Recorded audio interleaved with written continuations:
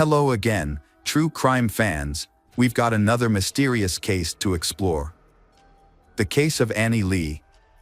Annie Lee was born on July 3, 1985, in San Jose, California, to Vivian Van Lee and Hogan Lee, Vietnamese immigrants. As an only child, Annie demonstrated exceptional intelligence and talent from an early age, consistently excelling in her studies and being considered the top student in her school. Annie's favorite subjects were chemistry and biology. Her teachers believed she had a bright future in science, with some even predicting she might one day win a Nobel Prize. Throughout her school years, Annie actively participated in scientific conferences, where her work garnered various awards and recognition. As a high school student, she secured a $65,000 scholarship to study at any U.S. university. Annie chose the University of Rochester in New York, where she studied cellular development biology and medical anthropology.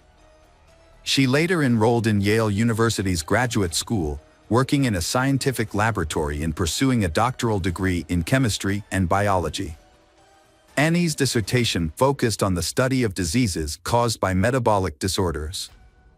During her time working in the laboratory, she gained much research knowledge, which contributed to the treatment of diabetes and certain types of cancer. Annie, a student at the University of Rochester in New York, while pursuing her studies, met Jonathan Widosky, a fellow student and promising scientist. The two quickly dating, and their parents were pleased with their relationship. After graduating, Annie moved to New Haven, Connecticut, to attend Yale, while Jonathan chose to pursue his studies at Columbia University in New York. Despite the distance, the couple maintained their romance, visiting each other every weekend and making plans for their future. In the summer of 2009, Jonathan proposed to Annie with a beautiful diamond ring, and she happily accepted. They set their wedding date for Sunday, September 13, 2009. Initially, they only shared the news with their parents and close friends, keeping their colleagues in the dark. It wasn't until a week before the wedding, on September 6, that Annie sent out emails to friends and colleagues, announcing their upcoming marriage and a wedding invitation. The day after, the news spread rapidly throughout the department and the lab where Annie worked, becoming the most discussed topic. Annie and her fiancé had planned a wedding ceremony on Long Island, followed by a honeymoon at a luxurious resort in Greece. A few months before she went missing, Annie had written an article for the university publication, where she cautioned students about potential dangers and provided safety tips for when they were off campus. However, despite being aware of the risks, Annie herself fell victim to an unexpected tragedy at her workplace. On Tuesday, September 8, Annie left her university dormitory, where she shared a room with 3 friends, and headed to the University Medical Center laboratory, where she worked. The laboratory building, located on Amistad Street, has restricted access and requires a pass and special key card for entry and movement within the premises. A CCTV camera at the entrance captured Annie entering the building around 10 o'clock that morning. She went to her office, changed her clothes, stored her personal belongings, put on a medical coat, locked the door, and proceeded to the biolab. However, Annie never returned to her office that day and seemed to vanish in the corridors. Unfortunately, no one ever saw her alive again. On the evening Annie went missing, her dormitory neighbors were the first to discover the incident. They had grown accustomed to Annie's punctual nature, as she usually returned home at the same time every day. However, as midnight approached and she failed to return, her friends began to worry. Their concerns deepened when they were unable to reach Annie on her phone. Deciding to take action, they reported her disappearance to the police. Upon investigation, it was discovered that Annie's parents and fiancé had also been unable to contact her that night. Initially, they had assumed she was working late due to her heavy workload and would call them back when she was available. When the police arrived, they weren't too worried. They had heard what had happened and assumed that Annie was nervous before the wedding and needed time to calm down. However, their opinion quickly changed after examining Annie's office and reviewing the CCTV footage. They also tracked her movements within the building using her key card. The evidence revealed that Annie had entered the building in the morning but never exited. Her personal belongings, including her clothes, bag, wallet, and cell phone, were still in her office. Despite an extensive search, no sign of Annie was found, leaving behind only the unsettling feeling that she had vanished into thin. The disappearance of Annie Lee, a graduate student, led to an extensive investigation by the Federal Bureau of Investigation. Those who knew Annie personally described her as intelligent, kind, cheerful, and energetic, with no known enemies. Her family and fiancé anxiously waited for news, hope she will return safely. However, detectives were less optimistic, concluding that it was likely she was no longer alive. The laboratory building, crime scene, was placed under guard, and the list of suspects was narrowed down to staff and students with authorized access. The university atmosphere was tense because everyone realized that the killer might be somewhere nearby. Annie's fiancé, Jonathan, who had flown in from another state, was questioned but had a solid alibi. Despite this, he was visibly shaken and on the verge of a nervous breakdown, deeply concerned about Annie's disappearance. Among the suspects, one is Annie's teacher. On the day she disappeared, he canceled his lectures for unknown reasons and had no alibi. Although his was initially questioned, after the police still believed the perpetrator was likely someone from Yale University's laboratory, either a student, faculty member, or staff. A disturbing detect was found on September 12, providing the first evidence that Annie was no longer alive. A medical coat stained with blood was discovered hidden behind a false ceiling in an auxiliary room of a building. The coat did not belong to Annie, but further examination revealed that the blood on it was indeed hers. On September 13, the body Annie was found in a narrow pipeline on the technical floor of the laboratory. The day she was supposed to get married and leave for her honeymoon in Greece. Her petite stature and fragile build made it easier for her killer to stuff her body into the small space. A service dog's keen sense of smell helped the police locate Annie's body. The location where her body was hidden suggested that the killer was familiar with the laboratory's layout. It was a spot that was hard to access, making it a clever yet sinister choice for concealing the crime. Annie's body showed severe signs of trauma. Most of her ribs were broken, her limbs were damaged, and several teeth were knocked out. However, according to the pathologists, the cause of death was mechanical asphyxia, which meant that Annie was severely beaten and then strangled. A further examination revealed that Annie's clothes had traces of seminal fluid. But it was concluded that she had not been raped. A few days before Annie's body was discovered, police attention was initially drawn to Raymond J. Clark III, a young laboratory technician. Raymond claimed to have seen Annie leave the building without her belongings, implying she intended to return. However, his testimony aroused suspicion from the police. Following the discovery of Annie's body, Raymond became the primary suspect. They collected DNA samples from Raymond and asked him not to leave the country until the investigation was completed. On September 17, Raymond was arrested.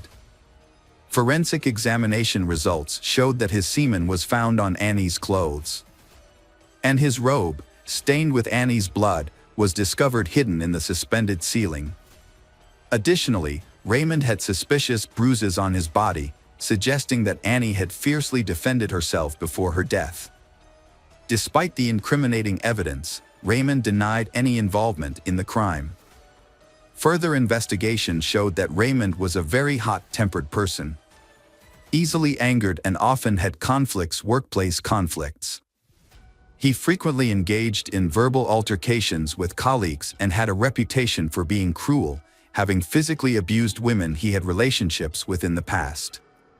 Raymond did not excel academically, but he stood out as a promising athlete in school. He is known for his handsome looks, and has a strong appeal to women. However, he was unable to get into university due to poor grades. Fortunately, with the help of some relatives, Raymond secured a job at a laboratory, starting as a janitor and eventually working his way up to become a technician. During this time, Raymond was in a relationship with a woman named Jessica Del Rocco. However, their relationship was tumultuous, and Jessica later testified against Raymond in court. She described him as controlling, stating that he would constantly monitor her activities, read her messages, and dictate what she could do and couldn't do. He would also become violent when they disagreed. And Jessica claimed that he would physically abuse her. After one particularly brutal incident, Jessica fled from Raymond. She temporarily relocated to another state to escape his abuse. Then Raymond had been in a relationship with Jennifer Radko, a Yale University student, for the past year. Jennifer ignored rumors about his alleged infidelity with students and lab employees. She accepted his marriage proposal, and they proceeding with wedding preparations. The motive behind the murder remains unclear, even after he fully admitted his guilt. He never revealed his motive, even after admitting to the crime. Initially, it was thought that the murder was related to a workplace conflict. Annie was conducting experiments on laboratory mice to study the effectiveness of enzymes in treating cancer, diabetes, and other diseases. Raymond, who considered the laboratory his domain, was in charge of the mice. Two theories emerged about the incident leading to the murder. The first theory suggests that Raymond might have had a conflict with Annie. On the day of the murder, Annie stayed late in the laboratory and entered the area where experimental animals were kept. Raymond, who had cleaned the area, go in there too. The confrontation could have intensified into a physical altercation, which in turn could have led to Annie being strangled by their Raymond a fit of rage.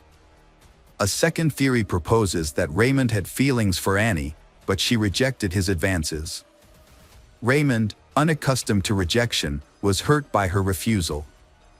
When he learned about her upcoming wedding on September 7th, Raymond was completely overcome by intense feelings of jealousy. The next day, when he was alone with Annie in the laboratory, he attacked her, beating and attempting to rape her, then ultimately strangling her. This theory explains the appearance of seminal fluid on Annie's clothes.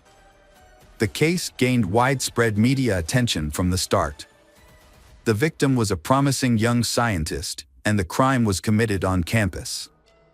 Raymond first appeared in court in Connecticut on October 6, 2009, where he denied any involvement in the murder and the charges against him. The hearing was postponed multiple times to allow for the collection of all evidence and materials. It was discovered that Raymond had spent at least an hour with Annie in the laboratory, during which the murder took place. In an attempt to mislead investigators, Raymond used his key card over 50 times at various locations, eventually making his way to the technical floor. There, he spent around 15 minutes hiding the body in the wall. Raymond then activated the fire alarm, which forced the staff to evacuate the building, providing him with an opportunity to blend in and avoid suspicion. A crucial piece of evidence was discovered in the pocket of a robe found hidden under a false ceiling, a green ballpoint pen. Further examination revealed that Raymond had used this pen to sign his name in various work logs on the same day. Additionally, witnesses reported seeing Raymond scrubbing specific areas of the lab floor repeatedly over the next few days. Despite the floor appearing clean, he also disposed of the cleaning equipment and a pack of tissues with small brown stains, resembling blood splatters, in a trash can. Forensic analysis later confirmed that the tissues contained Annie's blood, indicating that Raymond had made a thorough attempt to eliminate any evidence. In February 2011, Clark agreed to a plea deal in exchange for a reduced sentence. At the court hearing on March 17, 2011, he pleaded guilty to murder and attempted rape and apologized to Tanny's parents and fiancé. However, Raymond never revealed the details of the incident leading up to the murder or his motivation for the crime. As a result, he was sentenced to 44 years in prison. Raymond is currently serving his sentence at the Cheshire Correctional Institution in New Haven County, Connecticut, and will not be eligible for release until September 2053.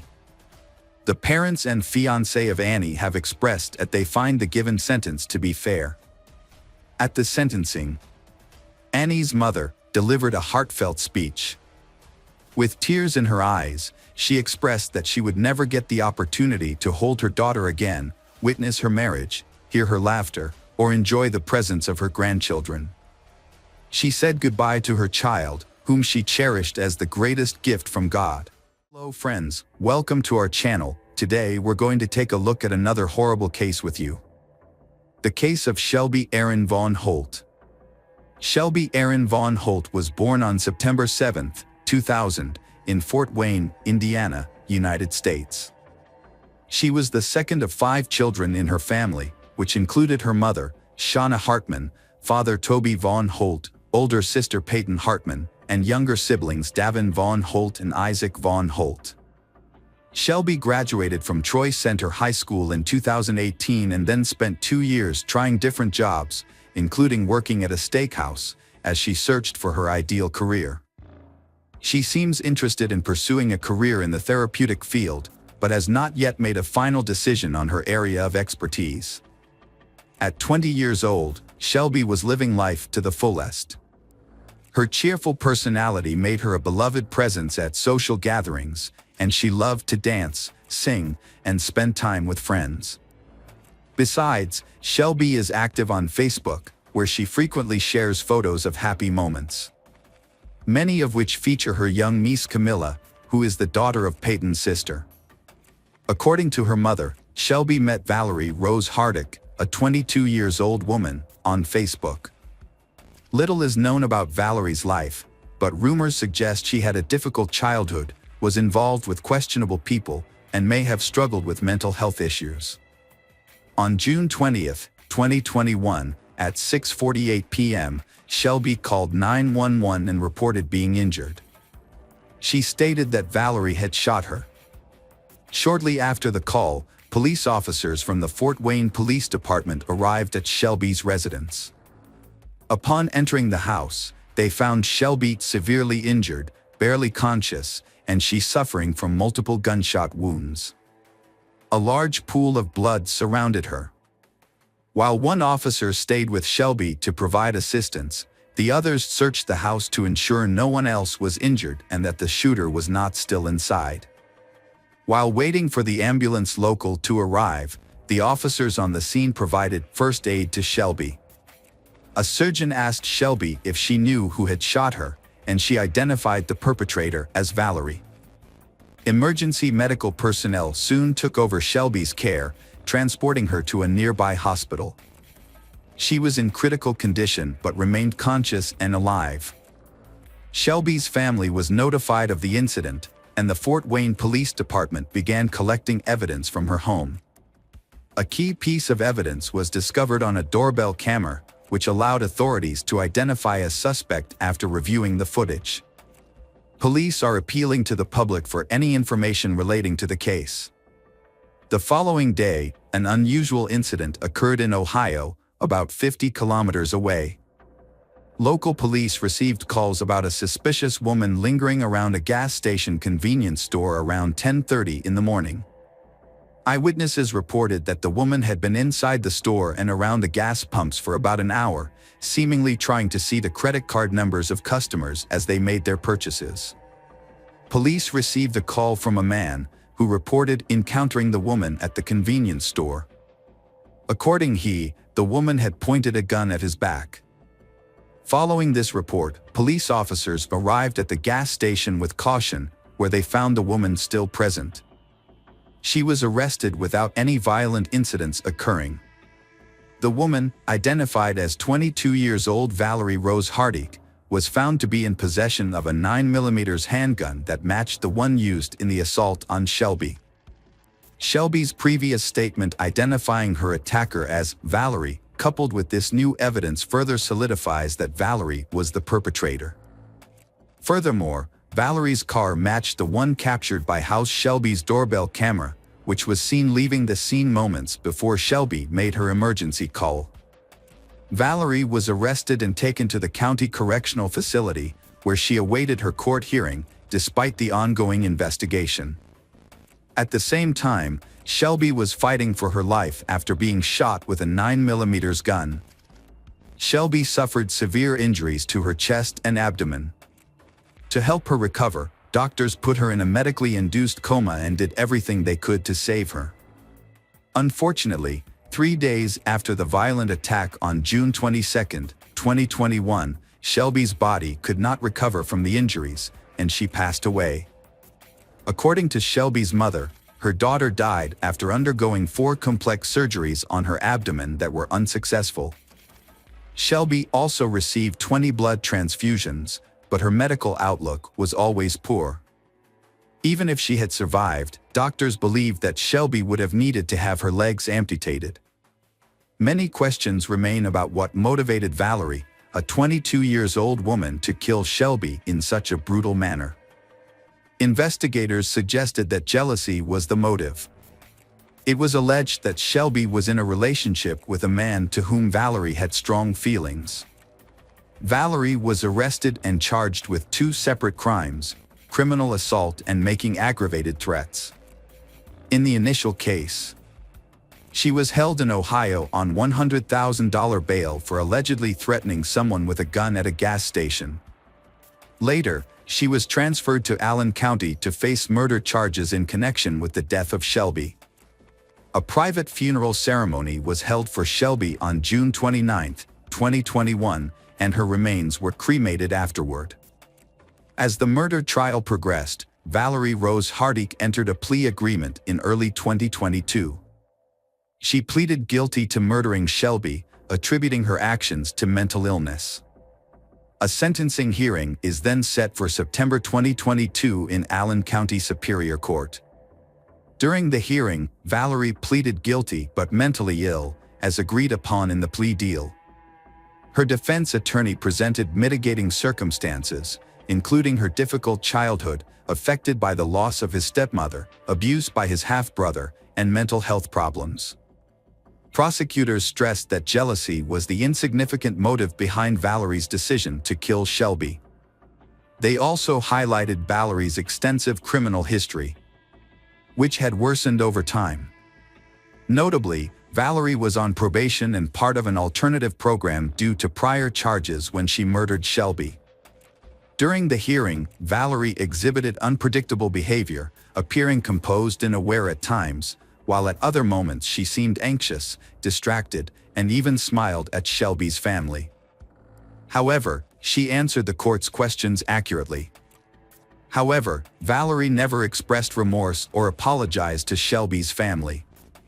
Shelby's parents were extremely sad and desperate because of the loss of their beloved child. Shelby's father recalled that his daughter had a strong affection for symbols that represented peace. He stated that Valerie seemed to take pride in admitting to the murder, showing no remorse for her crime. He also questioned whether jealousy was the only reason for the killing, he believing there must be more to the story.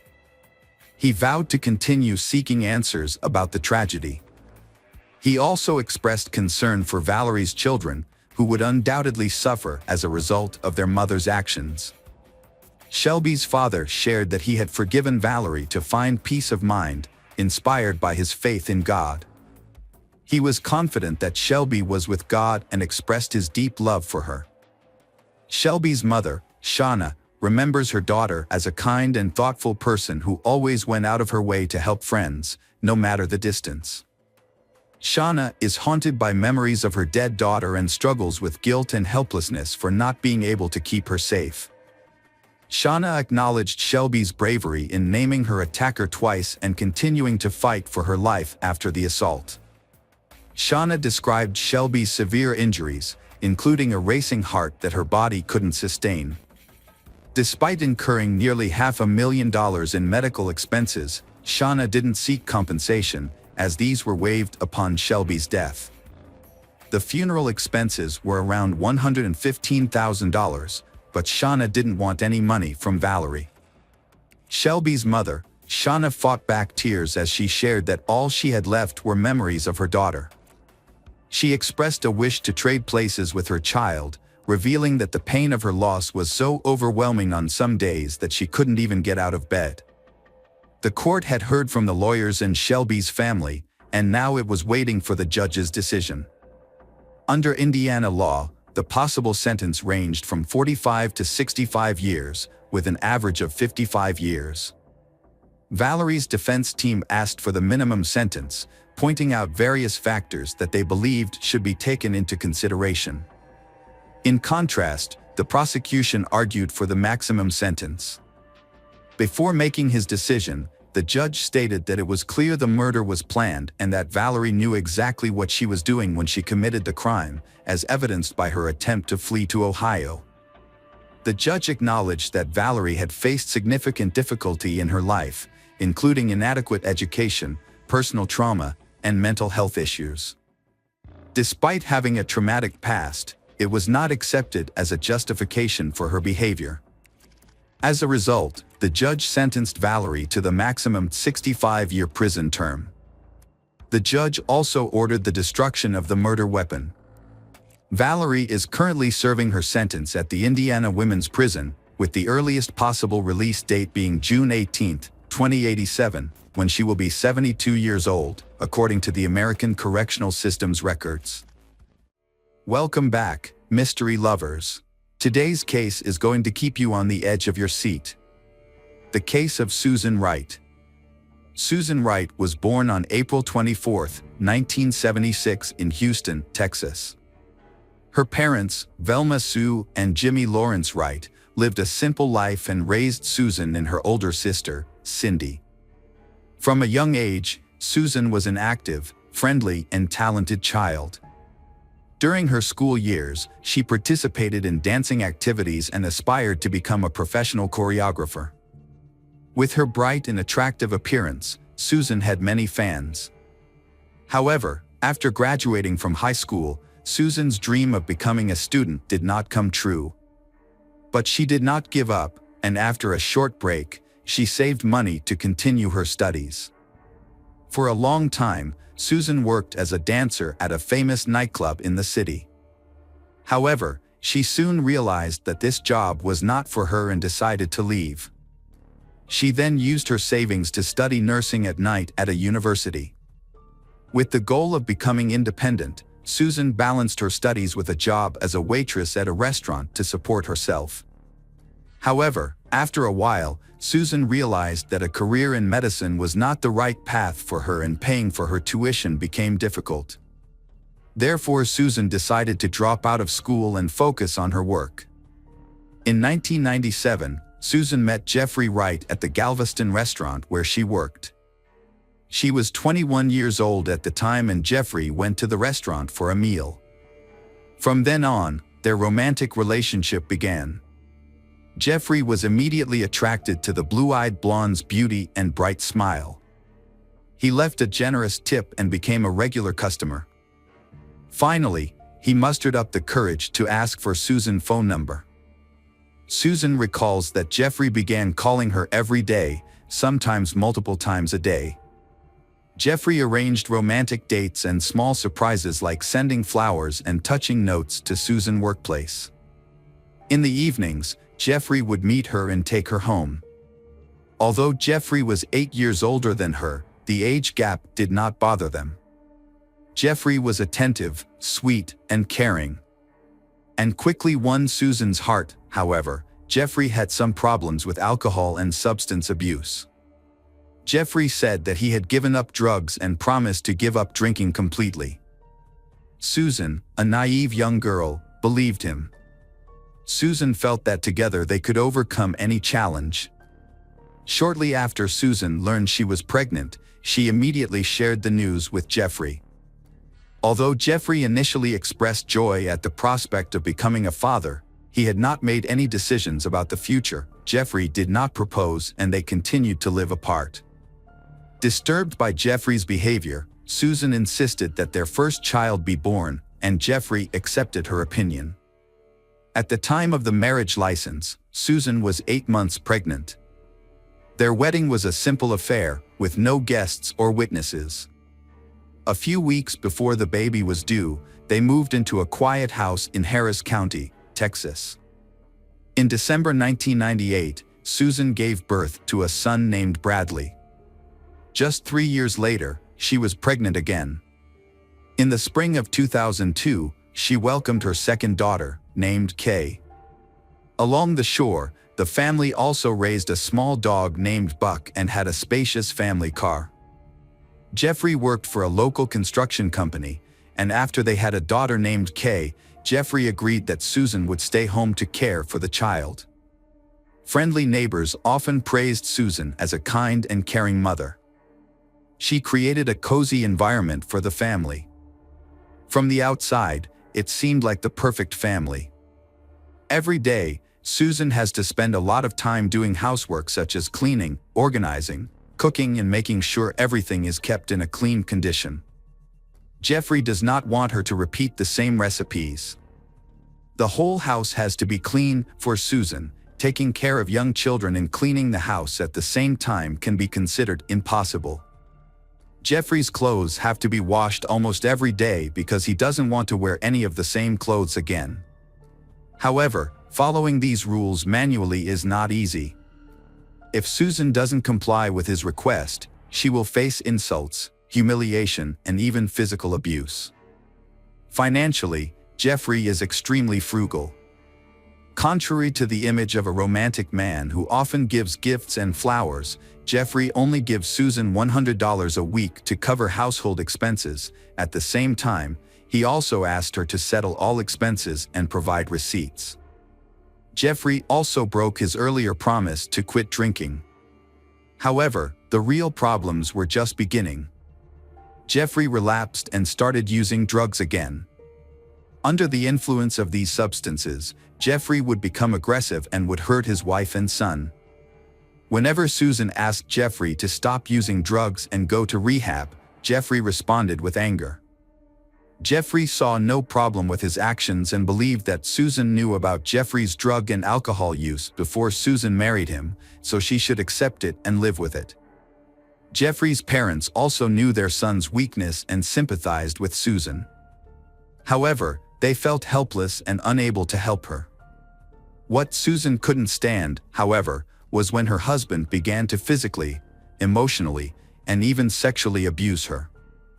At first, he would apologize and promise not to do it again, but then he stopped apologizing and domestic violence became a daily occurrence. Jeffrey began boxing at the gym 3 times a week, finding that the sessions helped him relieve stress. On Monday, January 13, 2003, Jeffrey went to the gym after work as usual. When he returned home, he seemed stressed. While Susan was cooking dinner, Jeffrey decided to tell his son about the sport of boxing and teach him some basic techniques. While teaching his son boxing, Jeffrey lost control and hit the boy. The child burst into tears, and Jeffrey tried to comfort the child, hoping his wife wouldn't hear.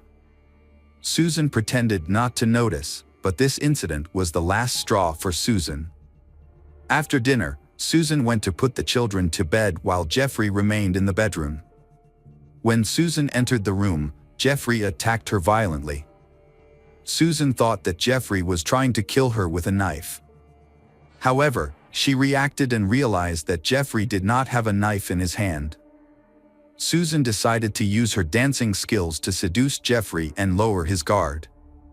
Susan entered the room in a short silk robe and performed the dance for her husband. Susan then proposed a game, which Jeffrey agreed to participate in. In this game, Susan used 3 reins to tie Jeffrey's right hand and right leg to the bed. Jeffrey's left leg was secured with a silk strip from her robe.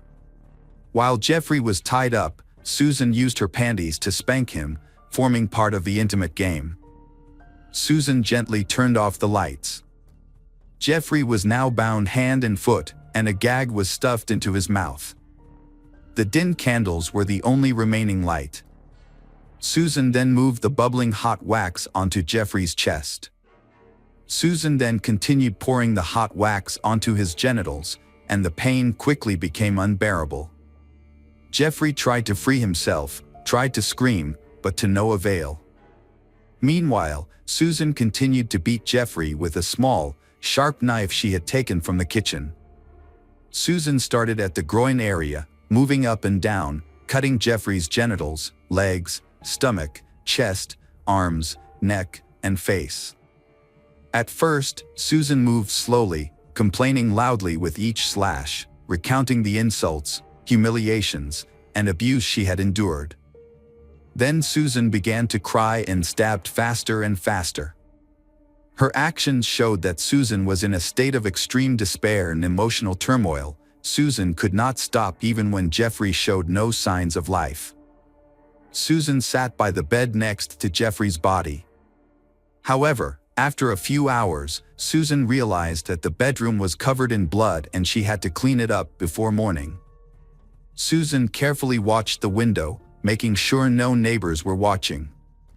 At this point, Susan saw a hole in the backyard, which Jeffrey had dug over the weekend to build a fountain. Susan quickly moved Jeffrey's body from the bedroom to the yard, using a garden wheelbarrow to move it. Susan decided that the pool would be Jeffrey's final resting place. After calming down, Susan spent the rest of the day, before dawn, cleaning up the evidence of the attack. Susan had to wash the blood off the floors, walls, and carpets. The carpets had large stains that could not be removed. Susan added bleach to the stains, hoping that the chemicals would erase any traces of what had happened in the room. That morning, Susan called her husband's family in Austin, Texas, sobbing. Susan told them that her husband Jeffrey, while drinking and using drugs, had attacked Susan and their young son. Jeffrey then destroyed the house, spilling a bottle of bleach on the carpet before leaving, declaring that Jeffrey did not want to continue the marriage. When Jeffrey's parents heard that Jeffrey had been beating their son, they were shocked. They knew Jeffrey wasn't perfect, and they felt sorry for Susan. They offered to let Susan and the children stay at their house for a while, but Susan refused. Instead, Susan said she would file a police report and tell them everything that had happened in the family. Then, when Jeffrey suddenly went missing, Jeffrey's mother, Mrs. Wright, went to the police station to report the incident. Susan said Jeffrey had been violent towards Susan and the children. As a result, Susan had to file for a restraining order, which meant that Jeffrey would not be allowed near Susan and the children. When Susan filed for the restraining order, Susan presented evidence of her injuries, such as bruises and cuts on her arms. Susan said the injuries were caused by Jeffrey during a fight when he hit her with a key. Susan's children were also victims, especially Bradley, who was hit by his father and had minor bruises on his face. At first glance, the story told by Susan seemed plausible. Jeffrey, under the influence of alcohol and drugs, attacked Susan and her young son, after which Jeffrey became frightened and ran away. But over time, Jeffrey stopped communicating. And Jeffrey fled without taking his belongings, papers, and even his cell phone from home. Jeffrey did not go to work or to his parents' house, and none of his friends or neighbors saw Jeffrey. It was as if he had disappeared into thin air. Susan's situation is not optimistic, as she finds it unbearable to be in the house where Susan murdered Jeffrey and buried his body in the yard. Susan begins to feel as if Jeffrey is still alive and about to rise from the grave to take revenge. Susan is on the verge of going crazy, and their dog Buck keeps barking and trying to dig up the burial site. On January 17th, after dropping her children off at school, Susan went to her mother Velma's house. Her mother learned about the incident and asked Susan, "You killed your husband, didn't you?" Susan burst into tears and nodded. Susan confessed what had happened and revealed where Susan had hidden Jeffrey's body, saying she didn't know what to do next. On her mother's advice, Susan contacted attorney Neil Davis the next day and confessed that Susan had killed her husband. Attorney Davis worked out a solution and thought carefully about possible scenarios. On January 19th, Neil Davis called the Harris County District Attorney's Office and reported that Susan Wright had killed her husband Jeffrey and buried his body in the backyard. Susan Wright was ready to give a statement to the police. On January 24, 2003, Susan voluntarily went to the police and stated that she would give a full confession. On January 24, 2003, Susan went to the police and confessed the whole thing. However, when she was interviewed, Susan's story was unclear and full of contradictions. Susan was confused about the details and sometimes contradicted herself. Susan also claimed that Jeffrey was still alive and that she was afraid of him. As a result, Susan requested protection. As a result, Susan underwent a psychological evaluation and was diagnosed with schizophrenia and depression. However, Susan was still able to understand her actions. Following Susan's statement, the police arrived at the scene and removed Jeffrey's body from the makeshift grave in the backyard. The medical examiner was surprised to see numerous injuries on the body. The medical examiner's team counted a total of 193 stab wounds on the body. Specifically, there were 8 wounds in the groin area, about 30 wounds in the legs, 23 wounds in the shoulders and arms, 22 wounds in the abdomen, 46 wounds in the arms, 23 wounds in the neck, and 41 wounds in the face. However, only 1 wound to the head could be considered the direct cause of death. All other cuts were superficial and did not pose an immediate threat to life. This left Jeffrey with a long and painful death. Police saw deep marks on Jeffrey's wrists and ankles from the ropes and belt Susan used to restrain him. These injuries indicated that Jeffrey had tried to free himself but was unsuccessful. Additionally, traces of candle wax were found on Jeffrey's gun and groin area. Susan claimed that it was an accident as her husband accidentally turned a burning candle on himself, but police believe the hot wax was more likely a form of torture inflicted on Jeffrey to cause pain. Susan's underwear was still in Jeffrey's mouth, acting as a gag to prevent Jeffrey from screaming or calling for help. Toxicology reports revealed traces of alcohol and several controlled substances in Jeffrey's system, suggesting that Jeffrey may have acted aggressively under the influence of these substances.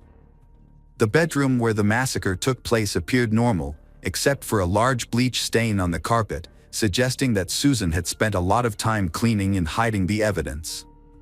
When experts used chemicals and special equipment to detect the blood traces that had been cleaned up, a completely different view of the project emerged. Blood was found everywhere, including on the ceiling and the red blood cell cushion. The trial began in late February 2004. By that time, Susan had been in custody for a year and her children were in the care of her parents and sister Cindy. Susan's attorney had prepared extensively for the trial and worked extensively with Susan. When questioned, Susan recounted the sad story of that terrible night and the events leading up to it. Susan said she had endured years of abuse and resistance. However, when Jeffrey began abusing the children, Susan could not take it anymore. Susan recounted that fateful evening, Jeffrey came home from the gym in a state of agitation. Jeffrey then began teaching their 5-year-old son punching and fighting techniques. When the son became scared and refused, Jeffrey punched him in the face.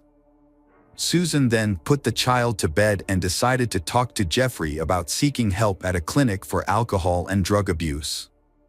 However, Jeffrey became angry and decided to leave, taking the keys with him. While Susan tried to stop Jeffrey, a fight broke out between the two, leaving Susan with injuries to her palm and wrist. During the attack, Jeffrey attacked her, causing her to fall to the floor and briefly lose consciousness. When Susan regained consciousness, she found Jeffrey holding a knife in his hand. Susan could not explain how the knife ended up in her hand afterward. Susan's attorney argued that Susan's mental instability was the cause of her actions, causing Susan to lose control of her attacks until she had inflicted multiple injuries on Jeffrey. Susan said she tied the rope and belt around Jeffrey's hands after inflicting multiple injuries, then used a wheelbarrow to carry Jeffrey out into the yard. As for the scraps found, Susan claimed they came from a candle that Susan had left on her bedside table that night when she had left the nightlight on. Susan could not explain why her underwear appeared in Jeffrey's mouth. The prosecution's argument and conclusion were more convincing and reasonable. Experts demonstrated that the deep wounds and abrasions on Jeffrey's wrists and ankles were inflicted while he was still alive, indicating that the binding was part of an intimate game that Susan used to lure Jeffrey into a trap. Therefore, it was reasonable that Susan's underwear had replaced the gag in Jeffrey's mouth. Furthermore, all of the wounds were inflicted at a certain angle, as if Susan were on top of Jeffrey's body, sitting on him, rather than in the midst of a struggle, which would have resulted in a different type of injury. All of the cuts were made from the front while Jeffrey was lying on his back and firmly immobilized. The question remains whether Susan planned Jeffrey's death. The prosecution claims that Susan planned the whole thing in hopes of receiving a large insurance payout. The case was widely publicized as Susan was dubbed the Blue-Eyed Butcher or the Blonde Meat Grinder by the press. Jeffrey's relatives demanded the harshest punishment for Susan. At first, people asked for a life sentence for Susan. However, in March 2004, Susan was convicted and sentenced to 25 years in prison. Susan did not think about the judge's decision and was completely emotionless. A year later, Susan's attorneys attempted to appeal the conviction, but it was denied. With new developments and a reduced sentence in 2008, Susan and her defense team filed another appeal. This time, a new witness testimony significantly affected the outcome of the case. Misty McKell, wife of former NFL champion Steve McKell, had a close relationship with Jeffrey Wright in the mid-1990s and was even engaged to Jeffrey for a year. However, Misty McKell shared horrific experiences of being physically and mentally abused by Jeffrey, causing her to abandon plans for marriage and end the relationship permanently. After considering Misty McKell's testimony, Susan's sentence was reduced to 20 years. In 2014, when she was 38 years old, Susan was eligible for parole once but was denied. Susan was also denied a second time in July 2017. Finally, after 16 years in prison, Susan was released in the winter of 2020 when she was 44 years old. Susan Wright's case was widely covered in the media and aired on the U.S. national television network Court TV. The story was later made into several popular television documentaries, including 48 Hours Mystery and The Secret Lives of Stepford Wives. In 2012, the feature film Blue-Eyed Butcher was released, starring actress Sarah Paxton as Susan Wright. Additionally, in 2014, Canadian documentary filmmaker Chloe Ballant discovered a short film inspired by Susan Wright's trial. Welcome back, detectives. Let's dive into another horrible case. The case of the Parente family. William Michael Parente was born on July 20, 1949, in Bay Ridge, Brooklyn. His parents, Willie and Rulon Parente, raised him with values rooted in their family's history of law enforcement. His father, a New York trooper, played a significant role in shaping his upbringing. As an only child, William received his parents' undivided attention. He spent summers enjoying the sun with his family in Long Beach. William pursued his education at Brooklyn College and Brooklyn Law School, thanks in part to the financial support of his uncle, Anthony J. Russo. William worked in his uncle's Manhattan law office on the Avenue of the Americas. There, he built a reputation as a thoughtful lawyer and dedication to his family. William was known for his demeanor, courteous which extended to everyone. He worked diligently for long hours, but made sure not to overwork himself. Unlike many of his peers, he refrained from using profanity or engaging in post-work gatherings for drinks. His disciplined lifestyle and commitment to kindness set him apart in the legal community. Even on difficult days, William maintained his composure and treated everyone with respect. In 1977, after being admitted to the New York bar, William married Betty Mazzarella. He began his career at a prestigious Wall Street law firm but made a significant change in 1988.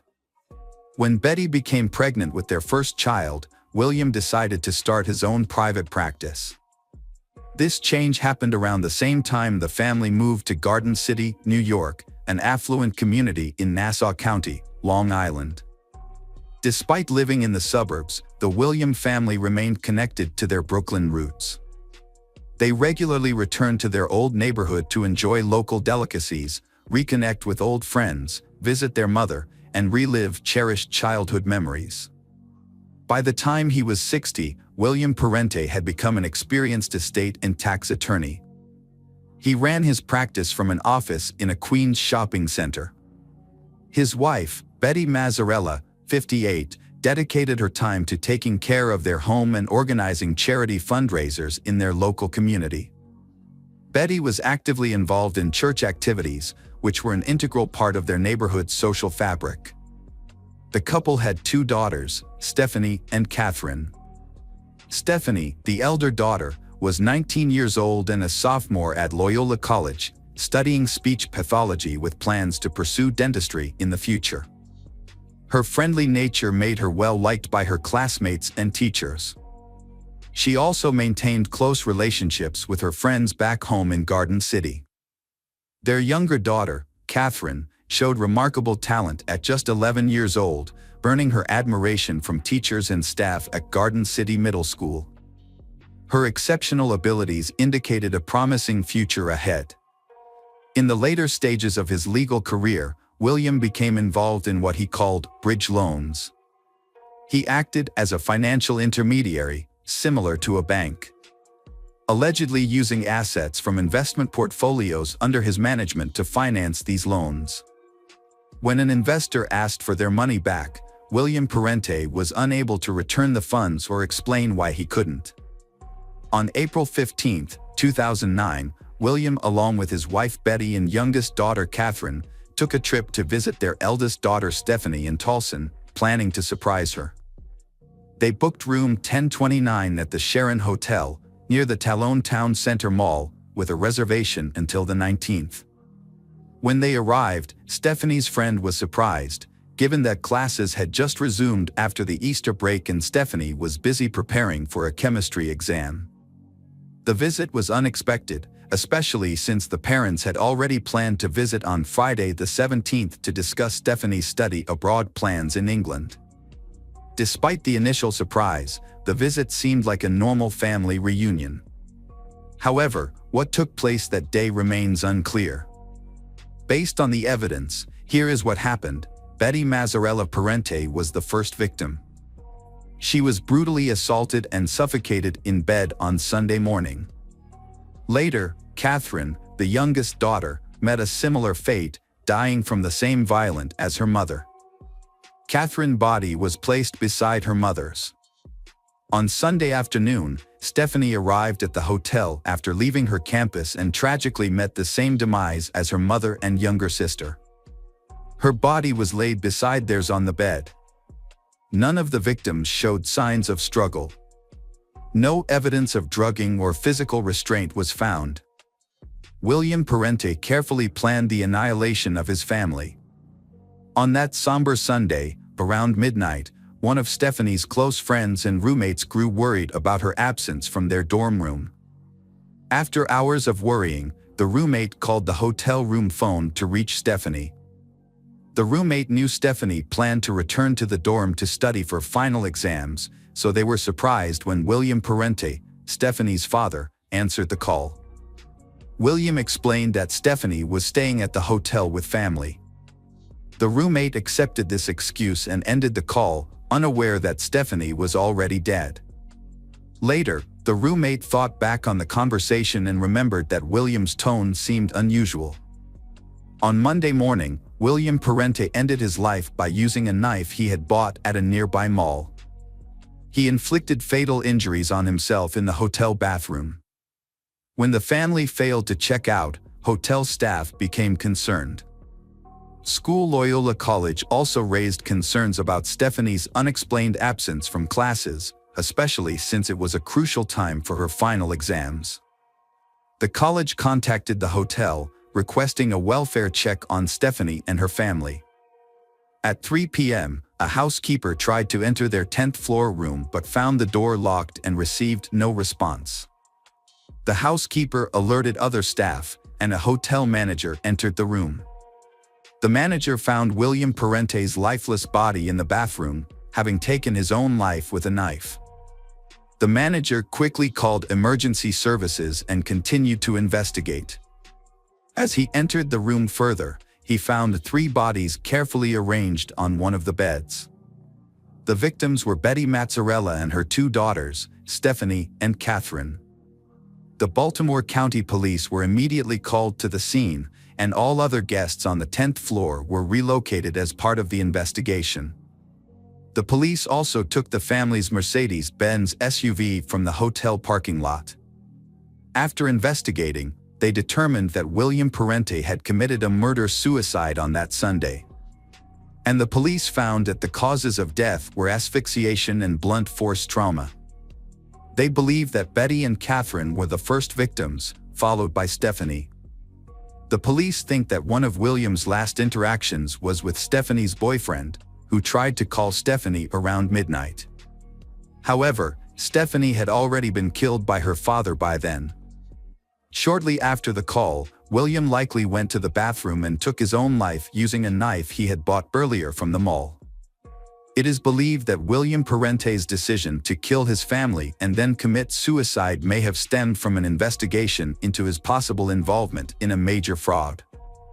William Parente was accused of being part of a Ponzi scheme, a type of investment scam where money from new investors is used to pay existing ones, often resulting in huge financial losses.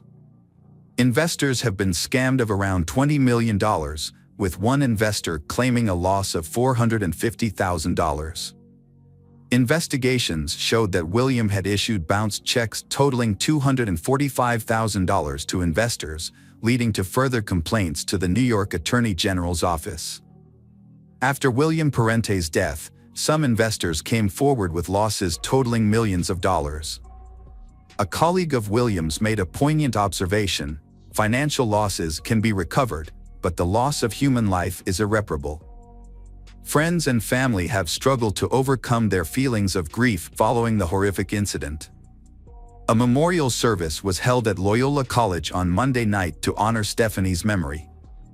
The family William Parente home, once full of life, became a somber space filled with tributes such as flowers and candlelit vigils. A funeral service was held at St. Joseph's Church in Garden City to commemorate Betty and her daughters.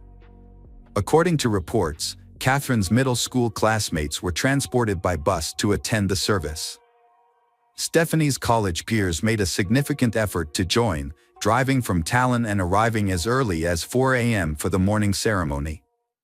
The family was laid to rest together at St. Charles Cemetery in East Farmingdale, New York. In contrast, William Parente received a separate, private funeral service at a different location. He was cremated, but the location of his ashes was not publicly disclosed. The horrific actions of this merciless perpetrator have caused immense distress for the victims and their loved ones. Welcome back, detectives. Let's dive into another horrible case. The case of Joseph Saunier. Joseph Saunier was born in 1955 to a respected family of doctors in Shreveport, Louisiana. From a young age, he aspired to follow in his family's footsteps and become a doctor. With exceptional abilities, Joseph earned a Bachelor of Science in Medical Science from the University of Baton Rouge in 1976. He then applied to Louisiana State University in Shreveport and began working at Parkland Hospital in Dallas, Texas. Joseph effectively balanced his university studies and work. He consistently refined his knowledge through hands-on experience at the hospital. The hospital management recognized Joseph's success and dedication, and in his final year of training, he was appointed chief resident. After completing his studies, Joseph chose to specialize in pathologic anatomy and went on to become a pathologist and laboratory director in Leck, Texas. Joseph's life was marked by personal tragedy, including the loss of the woman he loved, Becky. His 27-year marriage, which he considered happy, ended in divorce when his wife fell in love with another man.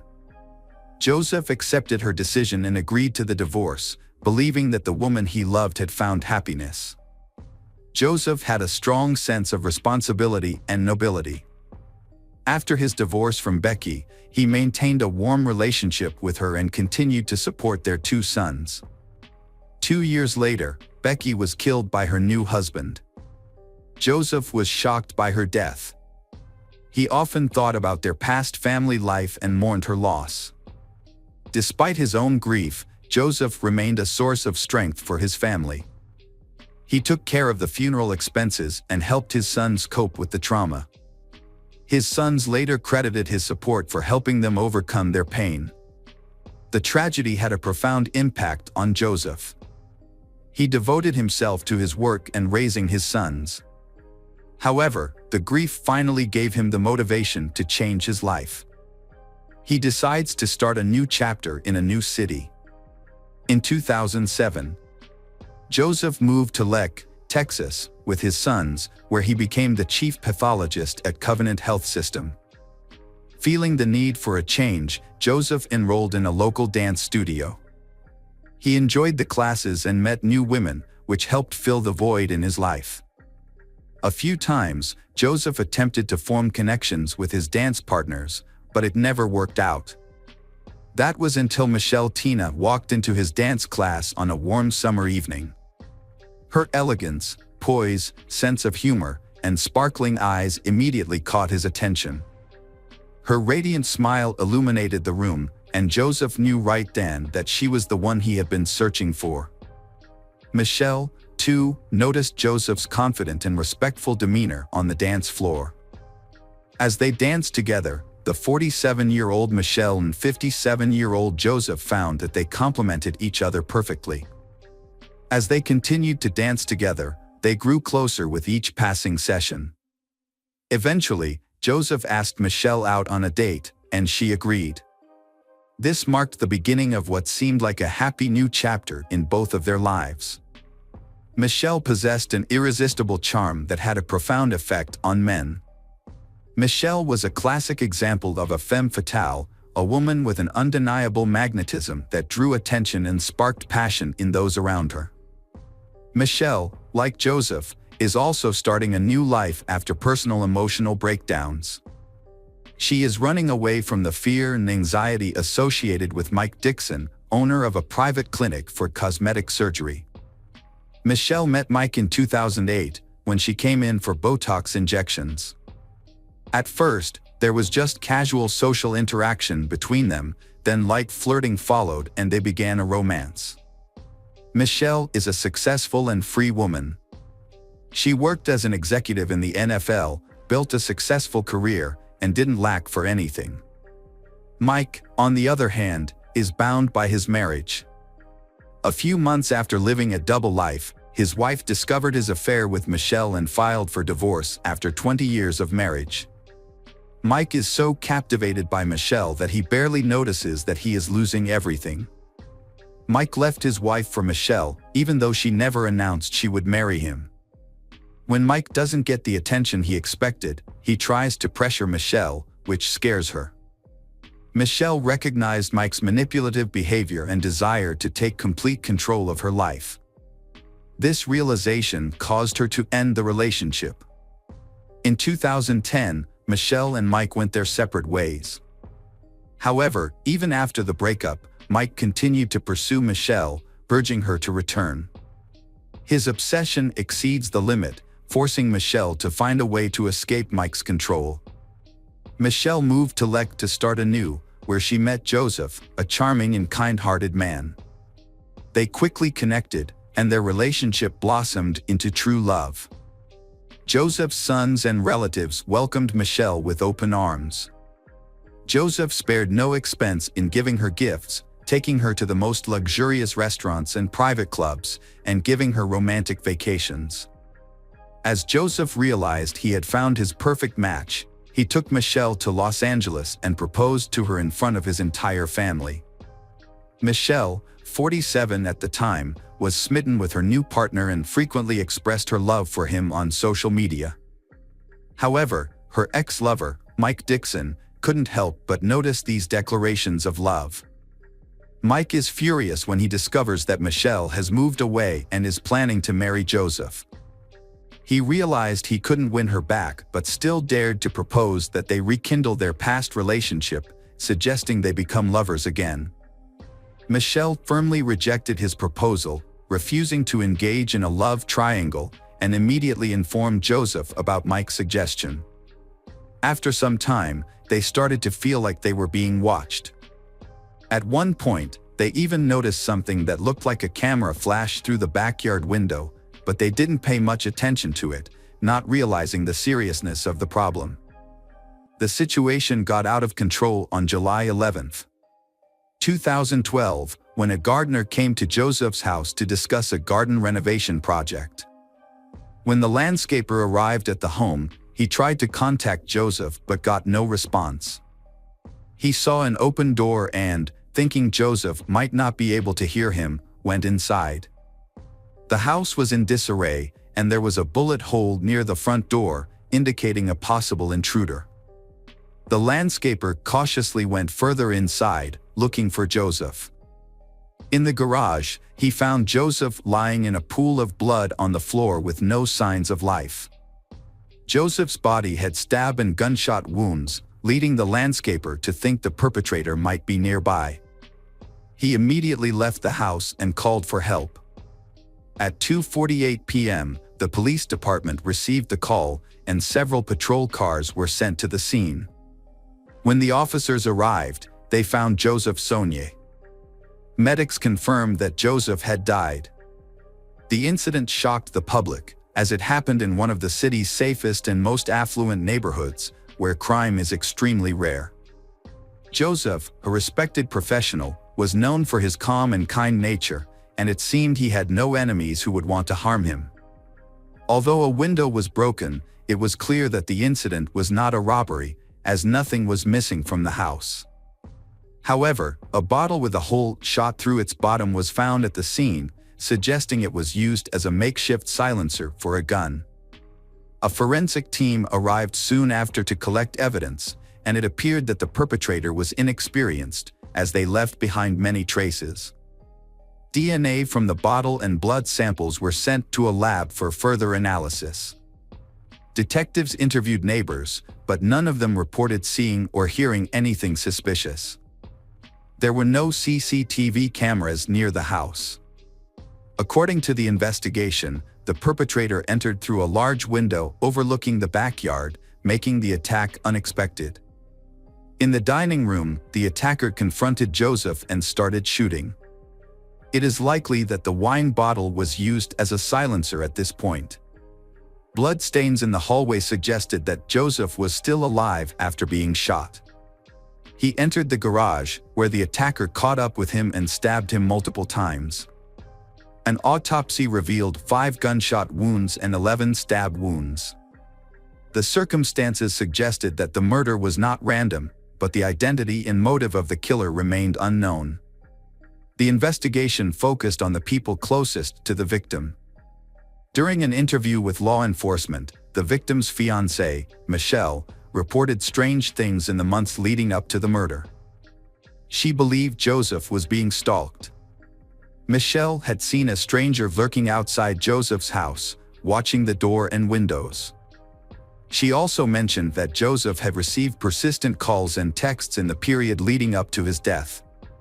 Although officers confirmed this information, they initially thought the calls and messages were from other women with whom Joseph was allegedly having relationships, as witnesses claimed he was in contact with multiple women at the time.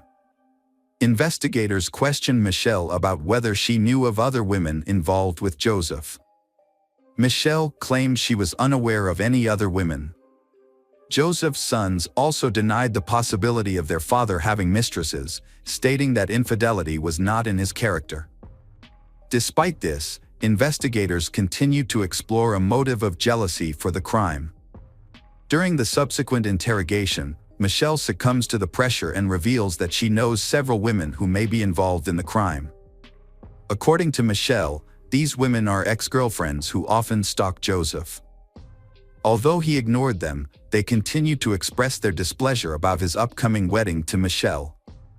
The women in question include a woman from Florida who persisted in contacting Joseph even after he revealed his relationship with Michelle. There was also a nurse, Joseph's colleague, who often called and wrote to him. Additionally, a woman whose daughter sent a letter accusing Joseph of abandoning them shortly before the murder. In the same interview, Michelle mentioned Mike Dixon for the first time. She hadn't thought about Mike spying on her and Joseph before, because Mike stopped paying attention to her after she refused to be his lover. Michelle assumed that Mike had accepted her decision to marry Joseph and move on with his own life. The police visited Mike. He cooperated and spoke with the detectives. Mike revealed that he had been deeply in love with Michelle and had even divorced his wife to pursue a future with her. However, after Michelle rejected him, Mike gave up. He started a new relationship with a younger medical student who corroborated his alibi.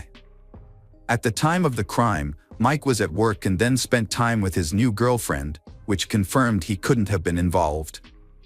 The investigation encountered significant obstacles. Every suspect, including Michelle, had a solid alibi, leaving detectives stumped. They searched for enemies of Joseph or individuals who might benefit financially from his death. But no new leads emerged. Unfortunately, forensic analysis does not provide any information about an individual, so police cannot identify the owner of the DNA found at the crime scene. Just as the case seemed hopeless, the police received an unexpected call from Paul Reynolds. Reynolds reported that his roommate, David Shepard, had recently confessed to a murder in Leck and then attempted to take his own life but was saved.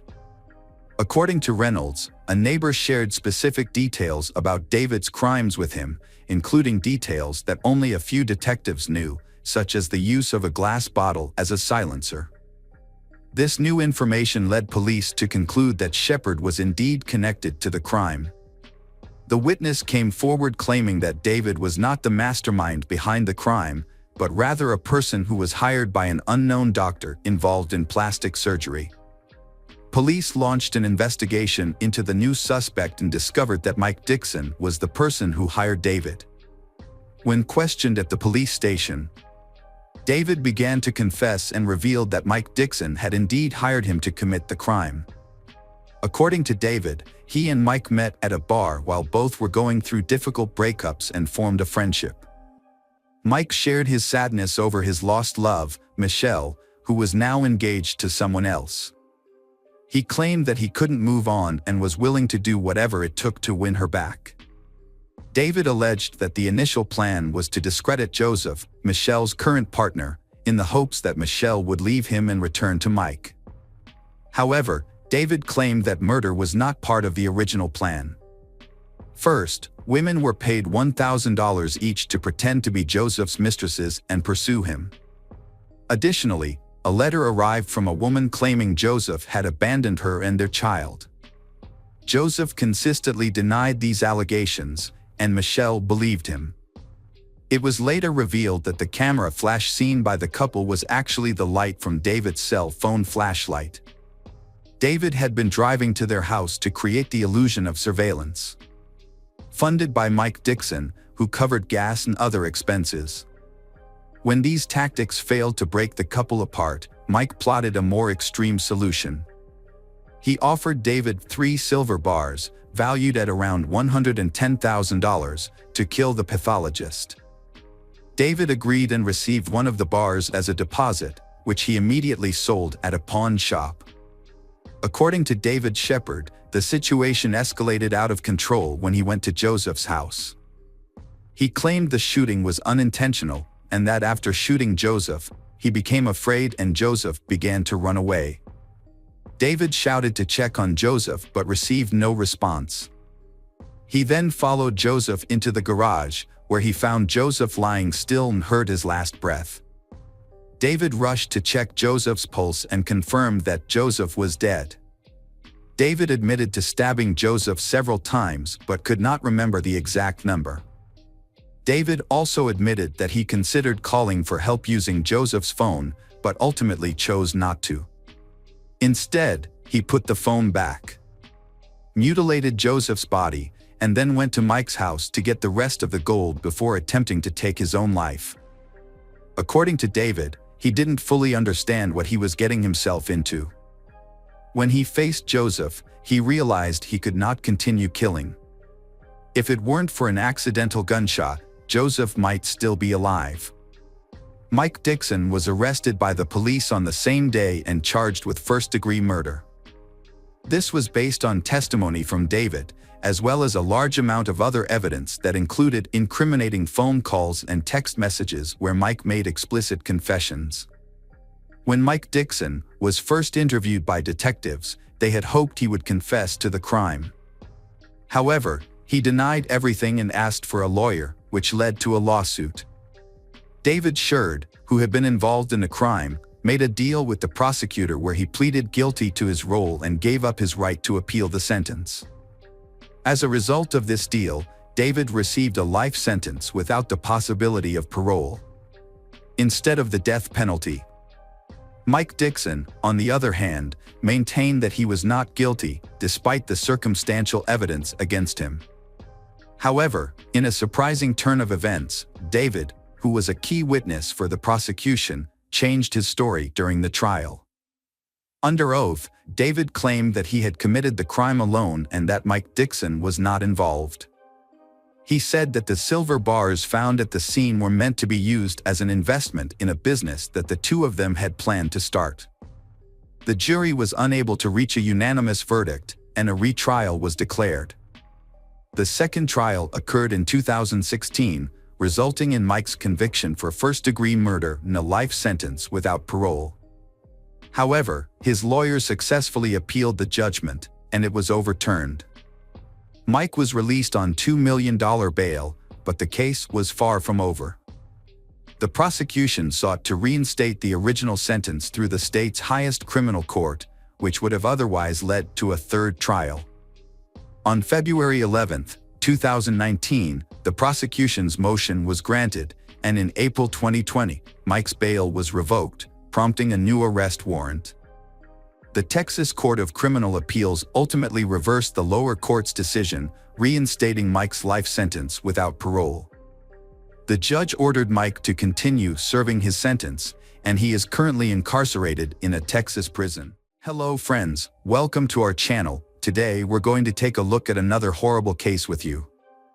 The case of Natalee Holloway. Natalee Holloway was born on October 21, 1986, in Clinton, Mississippi, to Elizabeth and David Edward Holloway. Her parents had a loving relationship that began in their youth, but after 13 years of marriage, they divorced due to the stresses of domestic life. Following the divorce, Natalee and her brother Matthew lived with their mother, who continued to receive emotional and financial support from their father. In 2000, Elizabeth remarried to George Twitty, a businessman from Alabama, and the family moved to Mountain Brook. The transition was seamless, and Natalee and her brother remained close to their father, visiting him regularly during holidays. Natalee's upbringing was deeply influenced by her family's strong Christian values, which emphasized kindness, modesty, and community involvement. As a result, she developed into a compassionate and humble individual who prioritized her studies and extracurricular activities over social events.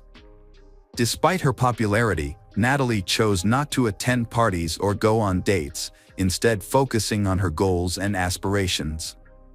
She was an excellent student, a skilled dancer, and an active member of various clubs, with ambitions to pursue a career in medicine and secure a scholarship to a local university. On May 26, 2005, Natalie joined 123 other students and 7 chaperones on a trip to a beautiful Aruba island. The group of 18-year-olds stayed at the Holiday Inn and spent their time relaxing on the beach, swimming, and enjoying the local restaurants and entertainment. They made the most of their trip, dancing into the early hours of the morning. On the night of May 29th to 30th, Natalie was initially acting normally and socializing while sober. However, after consuming a drink given to her by Joran, her behavior changed, indicating that she may have been under the influence of a substance. The staff at Carlos and Charlie's bar had a positive opinion of Natalie, but viewed Joran unfavorably due to his history of poor behavior, gambling, and substance abuse.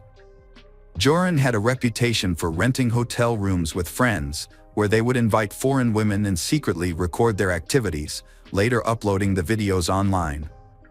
Natalie Holloway's disappearance began with a frantic phone call from her mother, Elizabeth Twitty. After failing to reach her daughter, Elizabeth contacted one of the trip's chaperones to report her concerns. Elizabeth's instincts told her something was wrong, as Natalie was a responsible and punctual person who always stayed in touch. When Natalie didn't return to the airport with the rest of the group on May 30th, Elizabeth's worst fears were confirmed. Her belongings, including her phone and passport, were still at the hotel, but Natalie was nowhere to be found. Elizabeth and her husband quickly flew to Aruba to search for their missing daughter. When Elizabeth arrived in Aruba, she discovered more about Natalie's disappearance than the police had.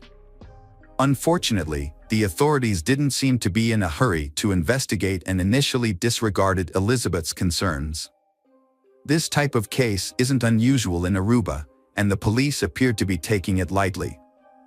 They implied that it was common for tourists to miss their flights or lose track of their group, and that Natalie was probably just having fun, drinking, or socializing with new people. Natalie's last known whereabouts were on May 30th at around 1:30 a.m., when she left a bar with a man named Van der Sloot. They got into a car with 2 other young men, and that's the last time she was seen. Natalie and her friends had been spending time at the notorious Carlos and Charlie's nightclub and casino. On one of those nights, she met a 17-year-old local named Joran, who offered to buy her a drink. He then invited her to visit a lighthouse and see sharks in the area. As they left the club, a silver Honda car driven by the Deepak Kalpoe brothers was waiting for them. Elizabeth contacted the police for a second time 4 hours later, and this time she shared some concerning information. As a result, the 3 individuals were detained. Van der Sloot initially claimed he didn't know Natalie, but eventually admitted he had left the bar with her. According to him, they spent some time driving around, stopped by the beach, and later dropped Natalie off near her hotel. Deepak Kalpoe brothers, 18, and the 21-year-old, confirmed Van der Sloot's story. It's worth noting that the 3 were questioned together by the police, an approach that seems questionable from a law enforcement perspective. Later on, they altered their statements multiple times. Despite his questionable behavior, Joran was never held accountable for his actions. None of the charges against him went to court. It was later discovered that Joran's father, Paulus van der Sloot, was a well-known lawyer who was seeking a judgeship. Apparently, corruption was prevalent in Aruba, allowing individuals like Joran to avoid accountability for their actions. As the investigation continued, David Holloway, Natalie's father, arrived in Aruba and joined the search efforts, which were led by his ex-wife and journalists.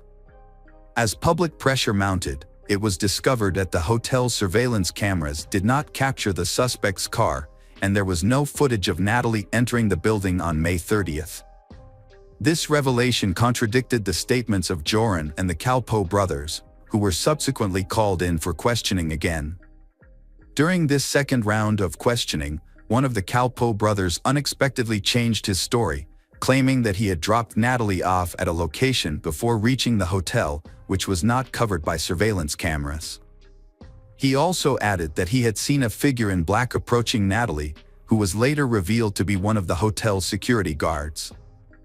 On June 5, investigators took into custody the hotel security staff who were working the night Natalie disappeared. 4 days later, on June 9, detectives arrested 3 people, including 2 of the Kalpoe brothers, due to suspicious circumstances. While in jail, one of the security guards learned something important from the Kalpoe brothers. Satish admitted that he and his brother Deepak had lied to protect their friend Joran. In reality, they had left Joran alone with Natalie on the beach and had gone their separate ways. The security guards were released on June 13. A few days later, on June 17, police detained Steve Gregory Cruz, a DJ who had worked on yacht parties, because they suspected he might be involved in Natalie's disappearance. On June 22, Paulus van der Sloot, Joran's father, was questioned and detained by police, but he was released on June 26 along with Steve Cruz because there was not enough evidence. Joran later changed his story again, this time blaming the Kalpoe brothers for Natalie's disappearance. He claimed that he had said goodbye to Natalie near his home and that she had left with the brothers. However, his new story was not believable. The Kalpoe brothers' lawyer responded to Joran's accusations. After a short trial on July 4, the Kalpoe brothers were released from custody. At the same time, Joran's time in custody was extended by 2 more months. Despite the growing evidence, the police seemed to be ignoring Joran's possible involvement in Natalie's disappearance. Joran van der Sloot was born on August 6, 1987, in Arnhem, Netherlands, to Paulus van der Sloot, a lawyer, and Anita van der Sloot-Hugen, an art teacher. He was one of 3 brothers in a large family that moved to Aruba in 1990. Joran grew up on the island, where he attended the International School of Aruba and excelled academically. He also developed a passion for sports, particularly soccer and tennis, and showed promise in these areas. Joran's family life was complicated. As a child, he was closer to his father, but his relationship with his mother was strained. Anita considered Joran dishonest and struggled to instill good values in him. She remembered him as a rebellious child who frequently ran away from home. As Joran entered adulthood, he began to associate with a questionable crowd and developed a taste for gambling. Despite this, he presented himself as confident and fearless to his friends, which initially impressed many people. However, locals were wary of Joran, sensing that his permissive behavior would eventually lead to trouble. Joran was popular with girls, but he often took advantage of them. Overall, people had mixed opinions about Joran, with some being drawn to his charismatic personality and others being put off by his questionable behavior. As the investigation into the suspects continued, the search for Natalie Holloway remained ongoing. U.S. authorities assisted by closely monitoring the progress and providing significant financial support to aid in the search for the Natalie. Although the Aruban authorities were not pleased with the increased scrutiny, they accepted the funding. On August 26, the police detained the Kalpoe brothers and another young man, but this was unrelated to the case. The arrest was an attempt to intimidate them into talking. All 4 were released on bail on September 3, 2005, and a week and a half later, all restrictions were lifted. Joran van der Sloot spent about 3 months in custody. After his release, he reveled in the notoriety, giving interviews and appearing on TV shows. He claimed Natalie Holloway was flirtatious and offered intimacy, but he declined due to lack of contraception. When questioned about his credibility, Joran threw a glass at the interviewer, showcasing his impulsiveness and aggression. According to the recorder, Joran van der Sloot was confessing to witnessing Natalie Holloway's death on the beach in Aruba. He claimed they were intimate before she lost consciousness, and despite trying CPR, she died. Van der Sloot said he and a friend disposed of her body at sea. Despite the damning recording, Van der Sloot again avoided consequences, quickly denying his statement after it aired. In his 2007 book, The Case of Natalie Holloway, my own account, van der Sloot maintained his innocence, apologizing to Natalie's family and providing his account of events, despite ceasing search efforts by authorities. In 2008, 2 new witnesses came forward in the case. One reported seeing Joran and his father on the beach near the Holiday Inn on May 30, 2005, around 4 a.m. Joran appeared disheveled and shirtless. The witness saw them arguing in a car before driving away. However, Paulus had an alibi for the night of Natalie's disappearance. Joran's former girlfriend also came forward, recalling a comment he made about easily disposing of a body. However, Joran was known for lying and exaggerating. Despite these developments, Joran and the Kalpoe brothers were detained and released multiple times. The Holloway family hired a private investigator, Tim Miller, who searched the landfill and discovered oversights by the island's police, including failure to interview Natalie's classmates or hotel room neighbors. Natalie's electronic room key was used several times on the night of her disappearance, and she left behind her rare and expensive mobile phone. A male DNA was found on her toothbrush. The investigation's flaws were exposed. After his father's death, Joran contacted the Holloway family, offering to reveal the truth about Natalie's disappearance for a $250,000 reward. He claimed he wanted to clear his conscience, but was actually blackmailing them. The Holloways, desperate for answers, paid Joran $25,000 to meet with their lawyer, John Kelly, in Aruba. Joran provided a new account of events, claiming Natalie resisted his sexual assault, struggled, and hit her head on a rock after he pushed her. He then buried her body in a building foundation. Elizabeth Twitty followed up on Joran's claims by contacting the police. However, verifying his story was simple, and it quickly became apparent that the house he pointed to had been built long before Natalie's disappearance. As a result, the police concluded that his testimony was insufficient to warrant an arrest. It was widely believed that Joran had fabricated another lie to obtain money, and after receiving the funds, he fled to Peru. In another case, on June 1, 2010, the body of 21-year-old Stephanie Tatiana Flores Ramirez was found in a hotel room in Lima, Peru. She had suffered severe injuries and died from a neck fracture. The case drew significant media attention due to the victim's father being a well-known businessman and former Formula One driver. Surveillance footage quickly identified the perpetrator. Surprisingly, the perpetrator was Joran van der Sloot. He was arrested and taken into custody. He claimed to have met Stephanie at the Atlantic City Casino on May 30th, where they played poker together. They then decided to continue their time in his hotel room, where they gambled at an online casino. Stephanie discovered disturbing information on Joran's laptop while he was in the bathroom. She learned that he was a suspect in the disappearance of Natalie Holloway, which frightened her and made her want to leave. However, Joran caught her and became enraged when he realized what she had found. He physically attacked her until he was certain she was dead. After the attack, Joran showered and left the scene, instructing the staff not to disturb Stephanie, falsely claiming she was sleeping. Her body was found 3 days later, on June 3rd. Joran was caught on June 4th while trying to flee to Chile and subsequently confessed to the crime. The news of the murder shocked the U.S., especially given that it occurred exactly 5 years after Natalie Holloway's disappearance. Elizabeth Twitty, Natalie's mother, was moved by the news, saying that justice had finally been served, but at a terrible cost. On January 11, 2012, Joran van der Sloot was sentenced to 28 years in prison for Stephanie's murder and ordered to pay the Ramirez family $75,000 in compensation.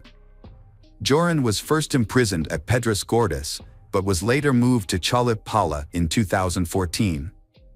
During his incarceration, he married a Peruvian woman he met in 2010 while she was visiting another inmate. She believed that Joran had genuinely changed and become a better person, describing him as attentive and gentle during their time together. However, this proved to be a facade, as Joran was actually using her for his own benefit and showed no remorse for his past actions. Meanwhile, Natalee Holloway's family was seeking closure. In June 2011, her father, David Holloway, filed a petition in an Alabama court to have Natalee declared legally deceased. Natalee's mother opposed this move, holding on to the hope that Joran would eventually confess to the crime and face trial. After 2 hearings, Judge Alan King ruled in favor of the declaration, stating that all necessary requirements had been met. On January 12, 2012, the court officially declared Natalee deceased. On June 8, 2023, Van der Sloot was extradited to the United States and taken to the Hoover City Jail in Alabama.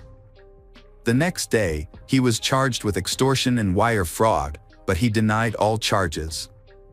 However, on October 18, 2023, he changed his plea and admitted to murdering Natalee Holloway. He confessed to killing her on May 30, 2005, by hitting her with a cinder block after she rejected his advances, and then disposing of her body in the ocean where it was likely consumed by sharks. Although Van der Sloot confessed to the crime as part of a plea deal, this confession cannot be used as evidence in court. As a result, he was sentenced to 20 years in prison, which will be served at the same time as his existing prison term in Peru. Despite the confession, Natalee Holloway's disappearance remains an open case in Aruba, and her murder has gone unpunished due to a series of cover-ups, corrupt deals, and bureaucratic delays, despite widespread international attention to the investigation. Hello friends, welcome to our channel. Today we're going to take a look at another horrible case with you. The case of Anna Walsh. Anna Luic, later known as Anna O'Neill, was born on April 18, 1983 in Belgrade, Serbia. She grew up in a cultured family with her younger sister. At the 5th Belgrade Gymnasium, Anna excelled as a standout student. She then attended Belgrade Research University, the most historic and expansive university in Serbia. Anna pursued foreign languages, earning a master's degree in French language and literature at 22. With her diploma, Anna sought a new chapter in the United States, fully supported by her family. In 2005, she settled in the U.S., aiming to further her education in hospitality management. She took administrative roles at prestigious hotels, including the Inn at Little Washington in Virginia. Anna's warm approach, sense of duty, and conflict resolution skills quickly earned her respect from peers and supervisors. Multilingual and charming, she formed connections easily. Beloved by colleagues and friends, Anna seized every chance to shine. She became a U.S. citizen, retaining her Serbian nationality, and enjoyed a high income, investing in property and a car. Her travels further broadened her horizons, and her career flourished, leading to a promotion to senior manager. Anna's captivating qualities, including her intelligence, beauty, slender physique, and radiant smile, drew in numerous admirers. While working at the Wheatley Hotel in Lenox, Massachusetts, she met and fell in love with Marcus O'Neill, the hotel's head chef. Their romance ultimately led to their marriage in 2009, at which point Anna took her husband's last name. Born in July 1975 in Boston, Massachusetts, Brian Paul Walsh came from a prominent, wealthy, and respected family. As a young man, he would frequently borrow money from friends, only to fail to repay them. During his college years, he would invite friends to dine at upscale restaurants, then use various tactics to manipulate others into covering his share of the bill. Brian was estranged from his father, Dr. Thomas Walsh, for many years until the elder's death in 2018. The estrangement dated back to when Brian fraudulently withdrew nearly $1 million from his father's personal account and disappeared with the money. Despite this, Dr. Walsh chose not to report the incident to the police and instead tried to persuade Brian to return the money voluntarily. However, when Brian refused, Dr. Walsh cut off all communication with him. By the time of the theft, Brian's parents had already divorced, and his father had started a new family. In response to Brian's actions, Dr. Walsh decided to remove him from his life and will. After Dr. Walsh's passing, Brian reappeared and filed a lawsuit claiming that the will was forged by the doctor's widow and younger children to deny him his rightful inheritance. However, Brian was unable to prove his claims and received no part of the estate. Those who knew Brian described him as greedy, malevolent, and cruel, with a tendency towards violence and a lack of emotional control. He often relied on force to achieve his goals and became dangerous during bouts of anger. In the late 2000s, Brian received treatment in a psychiatric clinic to address his rage issues, during which he was officially diagnosed with sociopathy. Brian and Anna first met in 2014 when Anna was working as a senior reservation manager at the Wheatle Hotel in Massachusetts. At the time, she was married to Marcus O'Neill, who was also employed at the hotel. Brian, who was a guest at the hotel, was immediately drawn to Anna's charm. Despite knowing she was already married, Brian continued to show her increasing attention, which eventually became insistent. Used to getting his way, Brian persisted in pursuing Anna, even after she rejected him. He managed to get her phone number and home address where she lived with her husband and began to harass them relentlessly. In 2015, the Anna were forced to seek police protection from Brian's constant harassment, which continued day and night. Brian would show up at Anna's workplace, call her at home, and send her messages, demanding she leave her husband for him. The situation took a dark turn when Brian threatened to harm Anna and her husband if she didn't comply with his demands. What triggered Anna's change of heart remains unclear, but a year after seeking police protection, she unexpectedly divorced her husband. Months later, Brian became her second husband.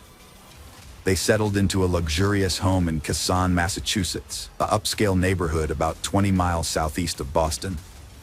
They had 3 sons in quick succession, with the boys being 2, 4, and 6 years old at the time of Anna's disappearance.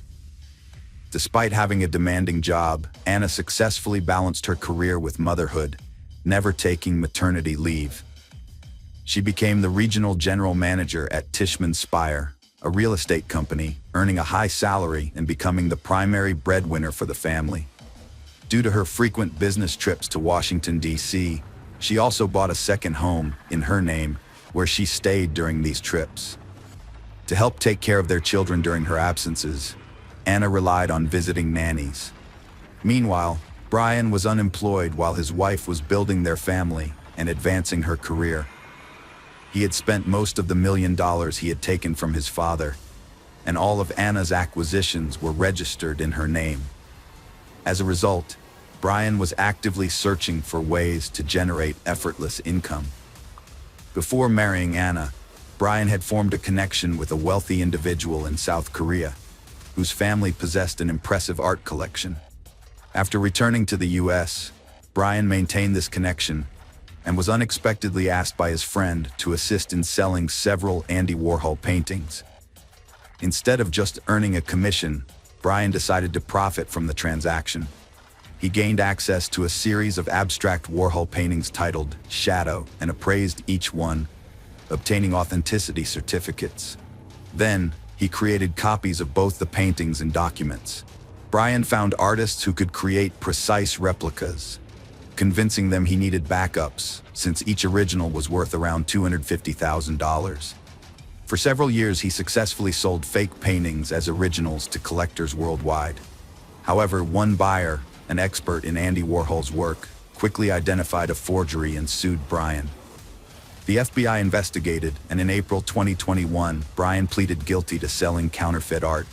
He was placed under house arrest after his lawyer negotiated a deal, requiring him to return the proceeds to the buyers and avoid prison time. Brian was under house arrest, but he was allowed to leave his house twice a day for specific activities. He could drive his children to and from school and had a 2.5-hour window in the morning to visit a limited list of approved places in his neighborhood, such as stores, pharmacies, and dry cleaners, to buy essential items. On December 31st, 2022, Mrs. Anna Walsh mysteriously disappeared. The Walsh family had planned to celebrate New Year's Eve together at home, just the 5 of them, Anna, Brian, and their 3 young sons.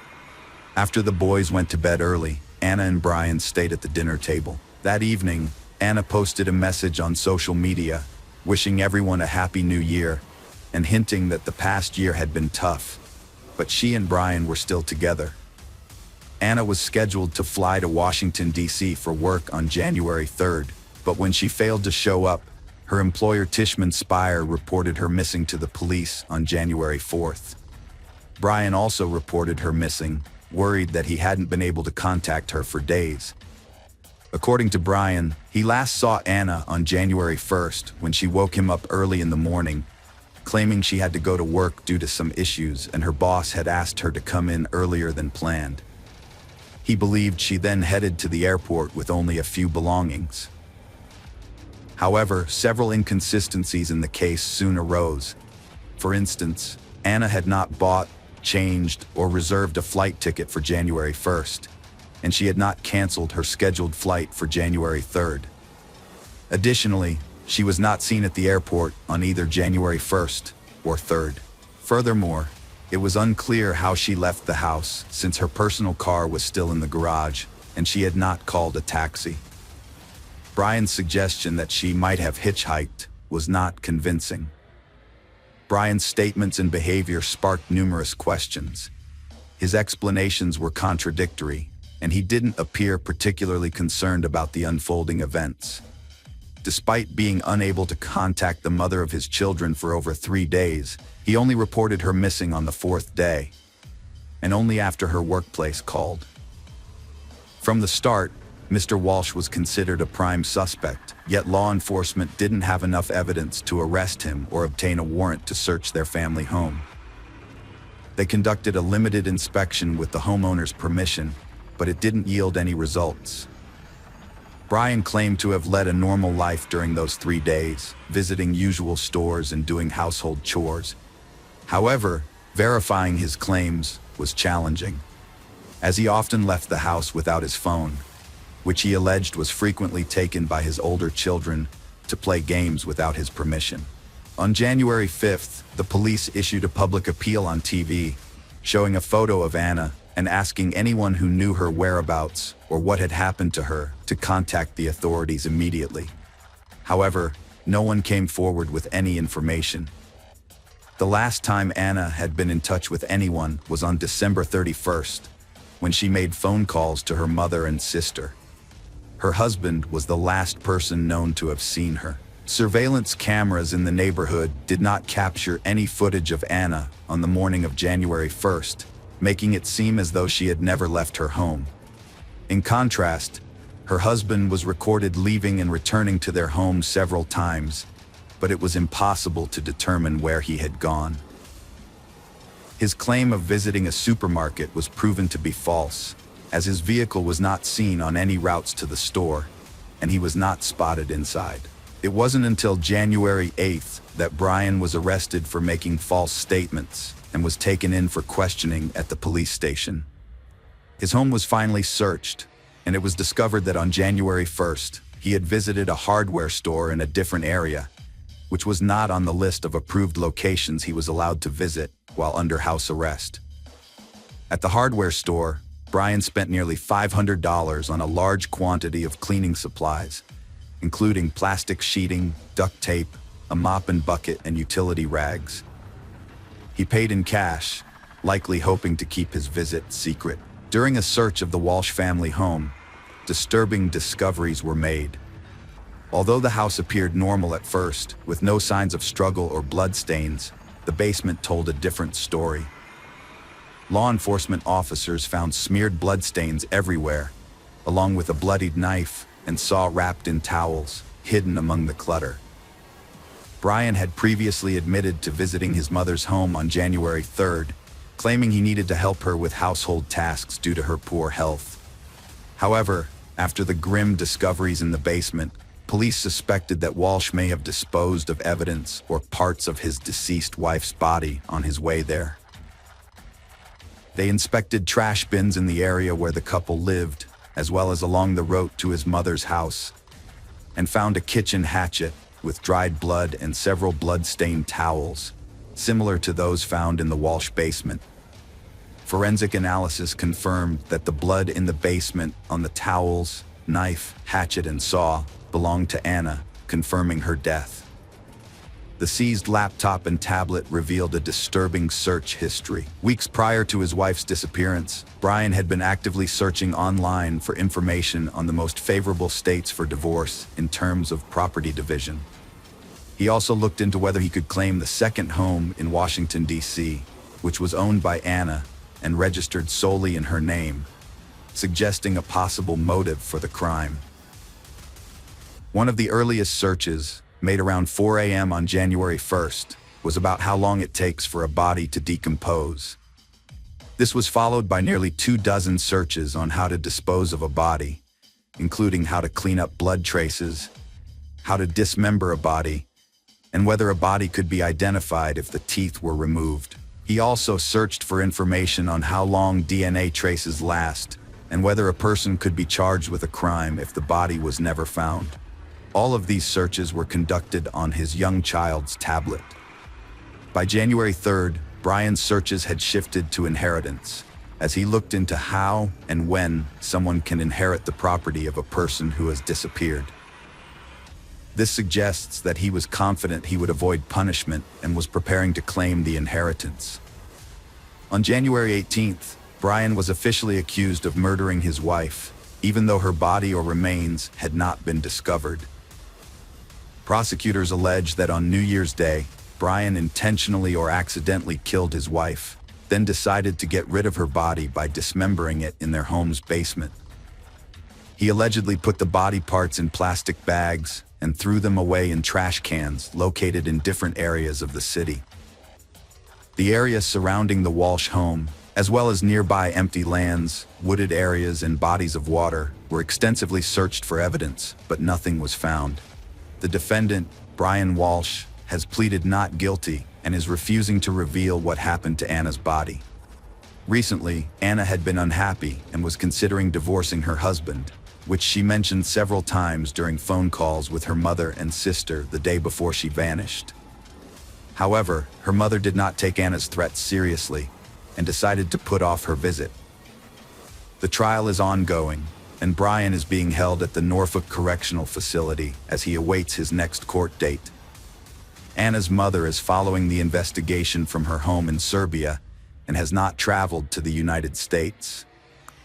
The Serbian Ministry of Foreign Affairs has contacted the New York Consulate, which is in touch with the Norfolk District Attorney's Office to ensure Anna's mother is kept informed about the investigation and hearings.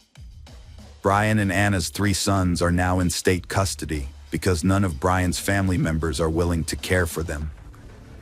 They cite Anna's mother's age and poor health, and her sister, who lives in Canada, has also declined to take in her nephews. The only person willing to take the boys in is Pamela Bond, a close friend of Anna's, who prefers this to them being separated and placed in different foster homes.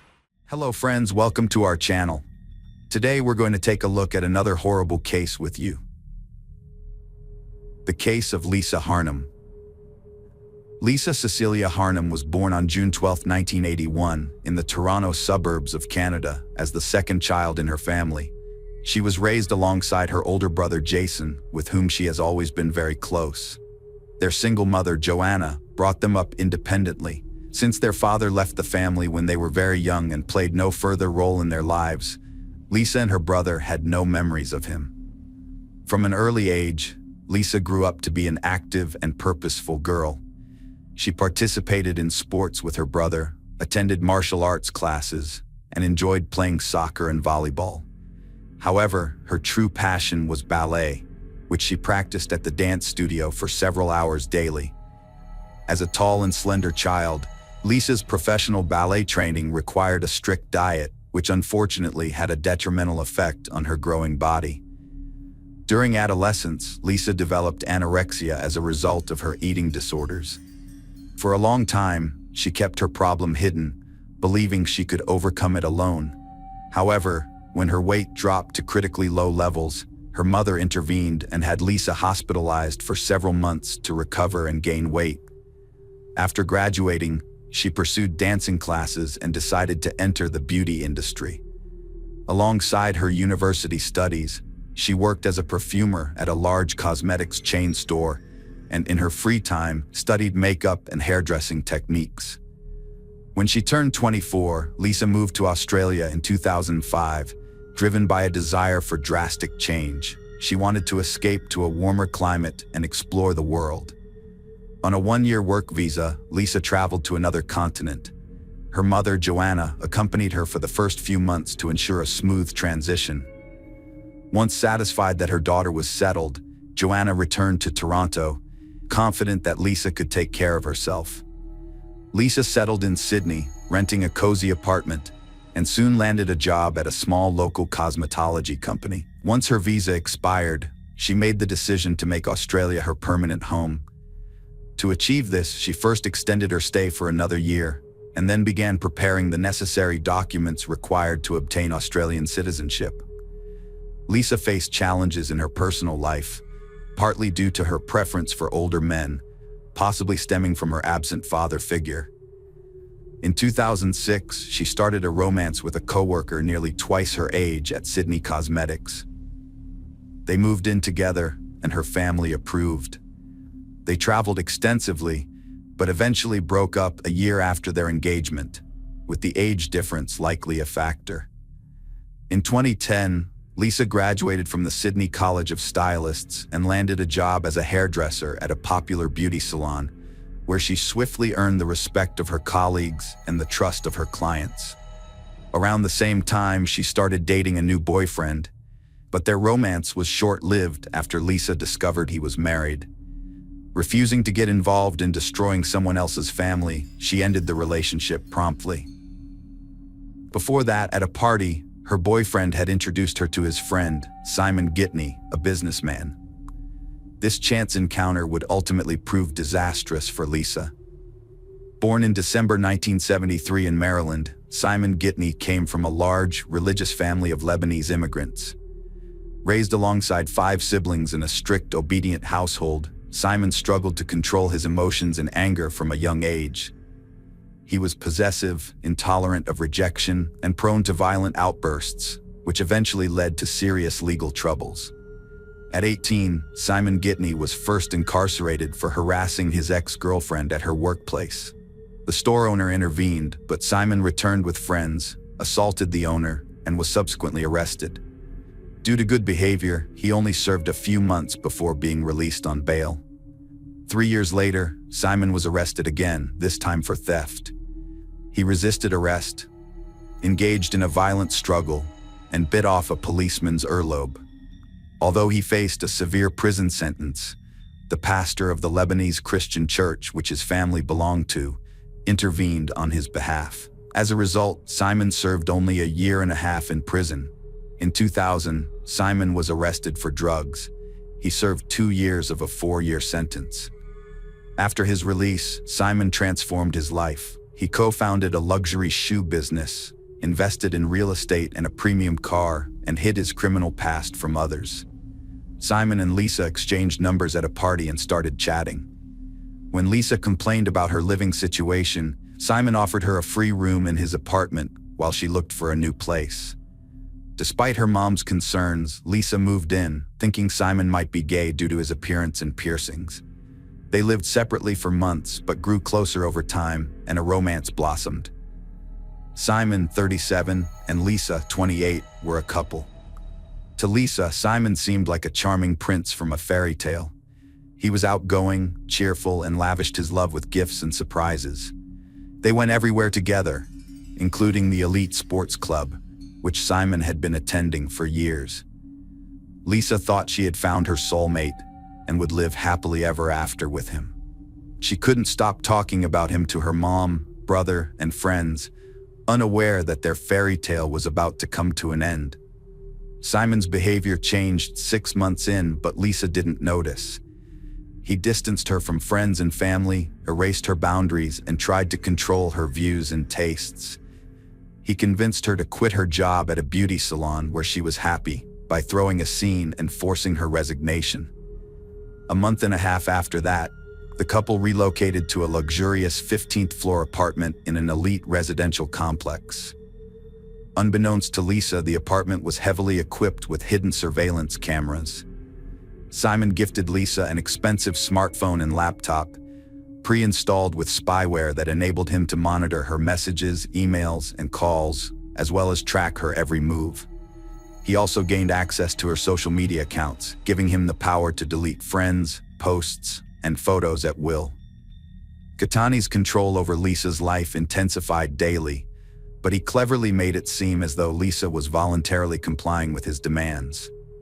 He had invaded every aspect of her life, eliminating any semblance of privacy. Cattani dictated Lisa's appearance, forbidding her from wearing makeup, claiming it made her look tacky, and instead bought her dull gray and black clothing, discarding her old outfits as too revealing. He restricted her movements, only allowing her to leave the apartment accompanied by him, and solely visiting places of his choice. He even banned her from going to the gym, instead purchasing expensive exercise machines, citing that she could now work out from home. Lisa's social media friend lists were shrinking daily, and Ghani finally convinced her to delete her accounts. With no friends left in real life, all her contacts and calls were closely monitored by Simon, who only allowed her to communicate with her mother and brother. During her last visit home in December 2010, Lisa decided to fly to Canada to spend Christmas with her family. Simon had planned to accompany her, but his urgent business matters prevented him from doing so. Despite initial reservations, he eventually agreed to let her travel alone, provided she adhered to his strict rules and conditions. When Lisa arrived, Jason and Joanna were astonished by the drastic changes they saw in her. She was a shadow of her former bright and cheerful self, now devoid of makeup, with her luxurious hair hidden under a headdress and dressed in unflattering all-black attire. However, it was the internal changes that were truly alarming. Lisa would flinch at every phone ring, instantly grabbing the receiver, as per Simon's instruction to answer calls immediately, regardless of the time or her activities. During her stay at her mother's house, Lisa refused to see friends and rarely ventured out. Joanna was shocked by her daughter Lisa's behavior and decided to talk to her. Lisa broke down, revealing that Simon controls her life, tracking her every move and restricting her freedom. He doesn't let her work, see friends, or pursue hobbies. Joanna was horrified, urging Lisa to stay in Canada, but Lisa insisted she loved Simon and believed he'd eventually calm down. Despite her family's pleas to stay, Lisa decided to move back to Australia to be with Simon, disregarding their warnings that the relationship was unhealthy. She reassured her mother that everything would be fine, saying Simon loved her and wouldn't harm her. However, after her return, the situation deteriorated significantly. Simon restricted her from leaving the apartment, and when they went out together, he demanded that she keep her eyes fixed on her feet, avoiding eye contact with other men. Moreover, he started calling her Cecilia, her second name, as he believed it was more respectable. In the spring of 2011, Lisa started complaining about pain in her leg, an old injury from her youth when she took ballet classes. Instead of taking her to the hospital, Ghani hired a female physical therapist to give Lisa massages 3 times a week at their home. The therapist soon became Lisa's closest friend and confidant, and Lisa openly shared her concerns about her difficult situation with her. On June 12th, Simon organized a birthday party for Lisa at the most expensive restaurant in Sydney, but the guest list only included his relatives and close friends. Lisa wasn't allowed to invite anyone she wanted, making it an isolating celebration. At the end of the evening, Simon proposed to Lisa by putting a ring on her finger. She accepted, but her tears were not of happiness. Instead, they were tears of desperation and hopelessness, noticeable to everyone present. Back home, Lisa called her mother and tearfully shared the news of her engagement. However, her mother, Joanna, was not pleased with the announcement. She tried to convince Lisa to end the relationship and return to Canada as soon as possible.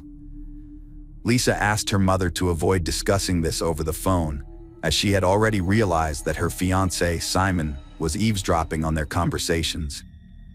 Lisa attempted to focus on the upcoming wedding and started making plans. When she tried to discuss the details with Simon, he curtly dismissed her, informing her that he would select the venue, choose her dress, and create the guest list. Lisa felt utterly powerless, having no say in the matter. During a subsequent physiotherapy session, Lisa confessed that she couldn't continue like this, but felt trapped because Simon refused to let her go. The physiotherapist and Lisa devised a plan. At each session, Lisa would secretly pass some of her belongings to the therapist for safekeeping, all while ensuring Simon remained unaware of her actions. On July 28th, Simon rushed out of the house, leaving his laptop behind, which was unusual for him since he always carried it with him. Lisa seized the opportunity to investigate, and her worst suspicions were confirmed. She discovered a spyware program on the laptop, which Simon had used to obtain all her phone data and recordings of her conversations with her mother. Even more disturbingly, she found surveillance footage from the security cameras installed in every room of their apartment. On the same day, Lisa used her physical therapist's phone to call her mother and begged her to take the next available flight to come and rescue her from the apartment. However, Joanna couldn't drop everything immediately. She needed time to arrange a shift swap with a colleague. In hindsight, Joanna would always regret this delay. Back home, Simon quickly realized that his fiancée had discovered the spyware on his laptop. Lisa broke down in tears, trying to understand why Simon would do such a thing, but he justified his actions by claiming they were for her own good. On July 29th, an intense conversation took place between the young couple, a recording of which would later be presented in court.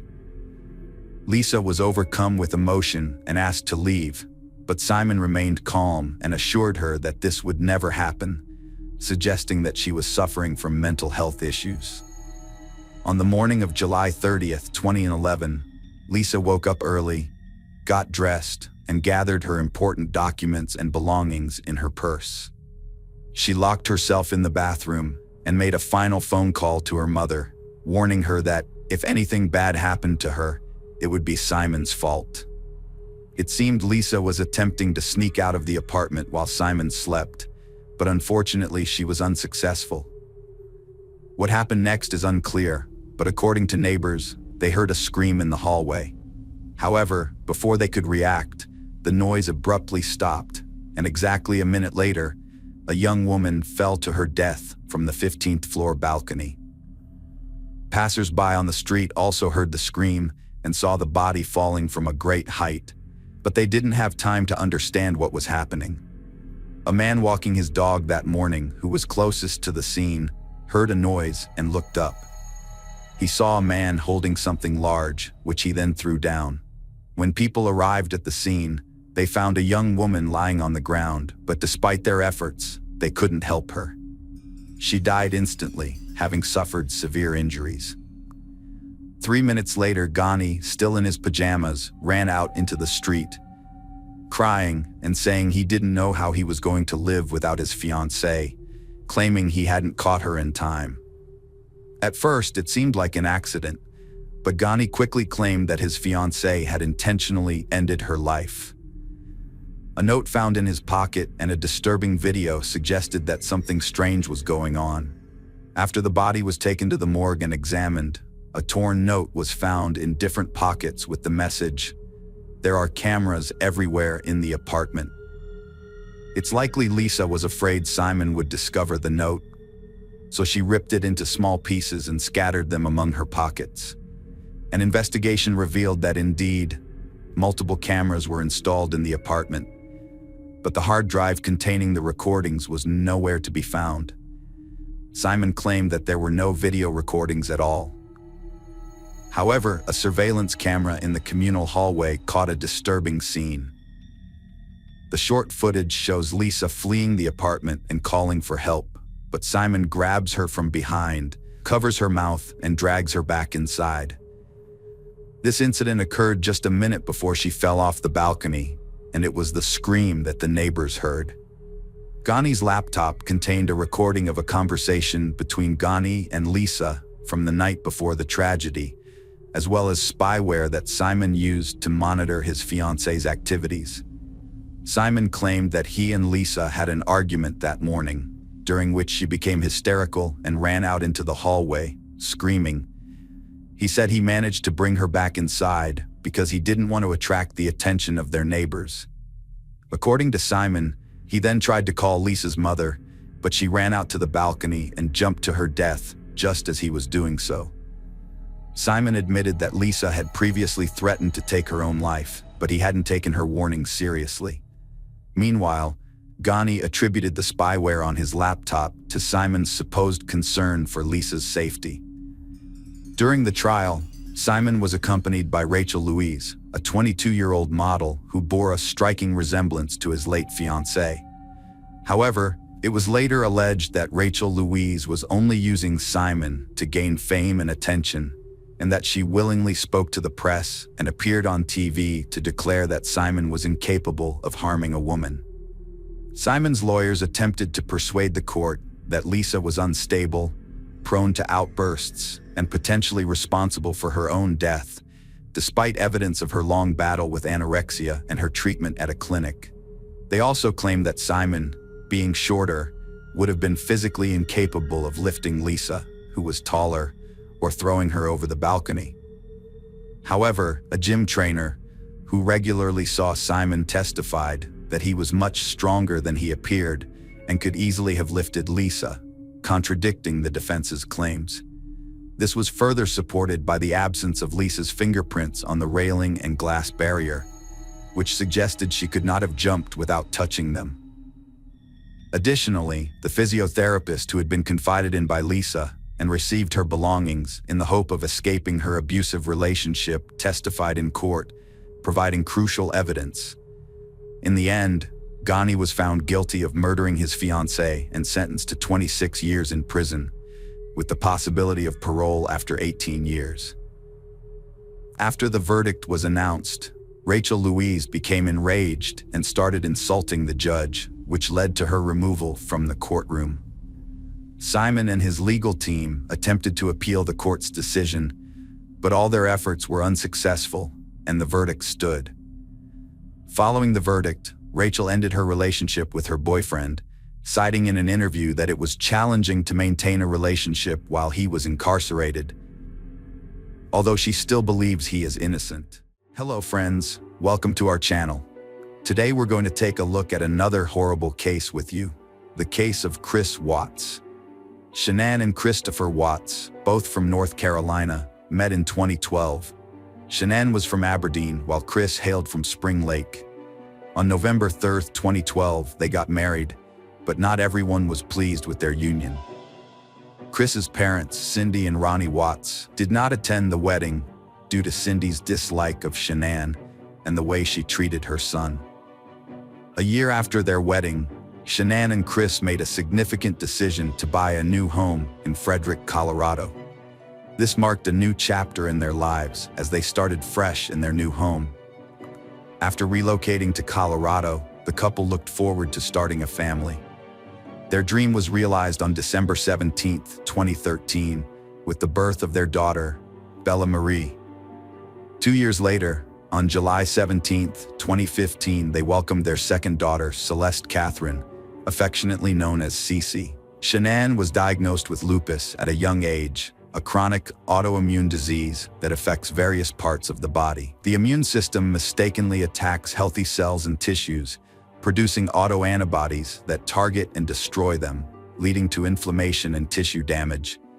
This diagnosis brought devastating news. It would be challenging for her to conceive and have children.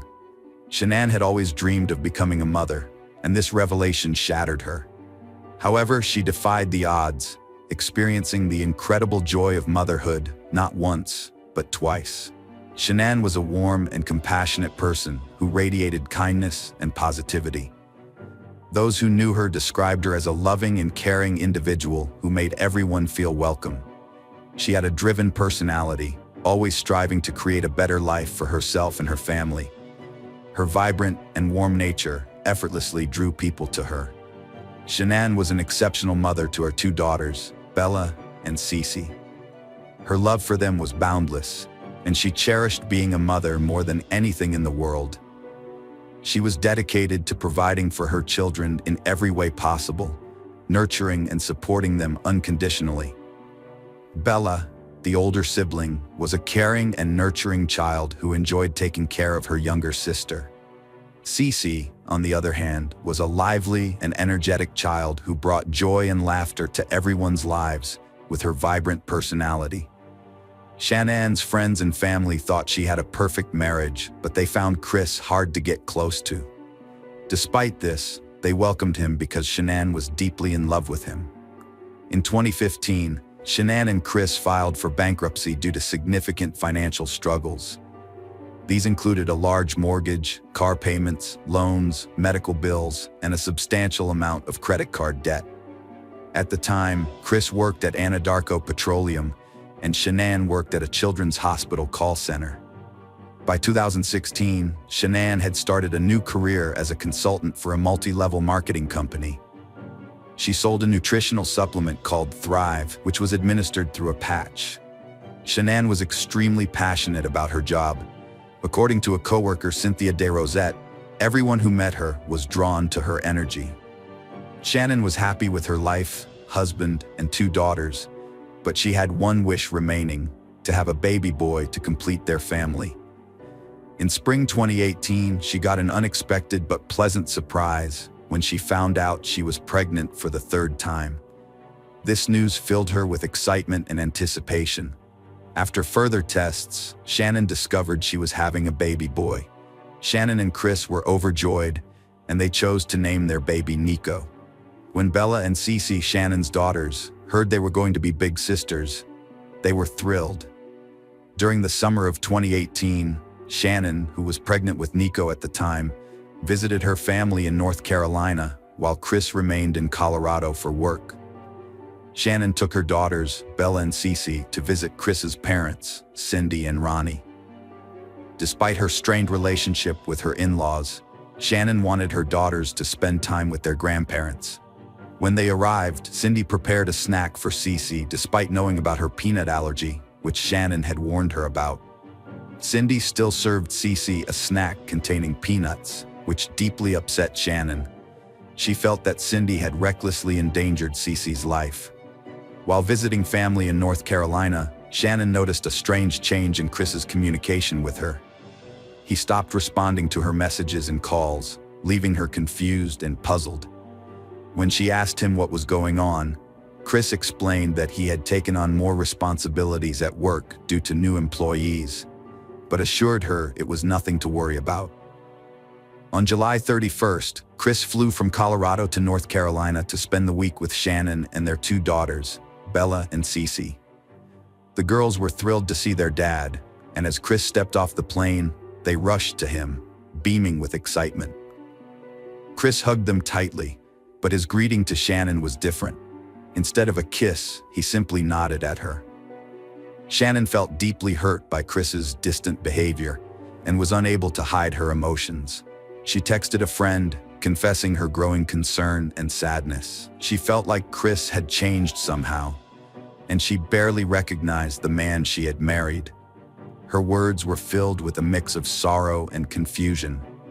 Shannan texted her friend to say that her husband Chris was refusing to talk to her, even though they were in the same room. Instead of speaking directly, they were communicating through their phones. Shannan shared a photo with her friend that showed her and Chris sitting on separate couches facing away from each other. In her texts, Shannan confided in her friend that she suspected Chris might be interested in someone else. Her friend was shocked and insisted that Chris would never do that, given how much he loved Shannan. In a heartfelt message to her friend, Shannan revealed that Chris had confessed to her that he no longer thought they were compatible. This revelation left Shannan stunned, as she had always believed their love was strong. Chris had made things even more difficult for Shannan by admitting that he had hoped getting her pregnant would change his feelings for her. But unfortunately, this didn't happen. Shannan was devastated to hear this, as she valued their relationship and believed their love was strong enough to overcome any obstacles.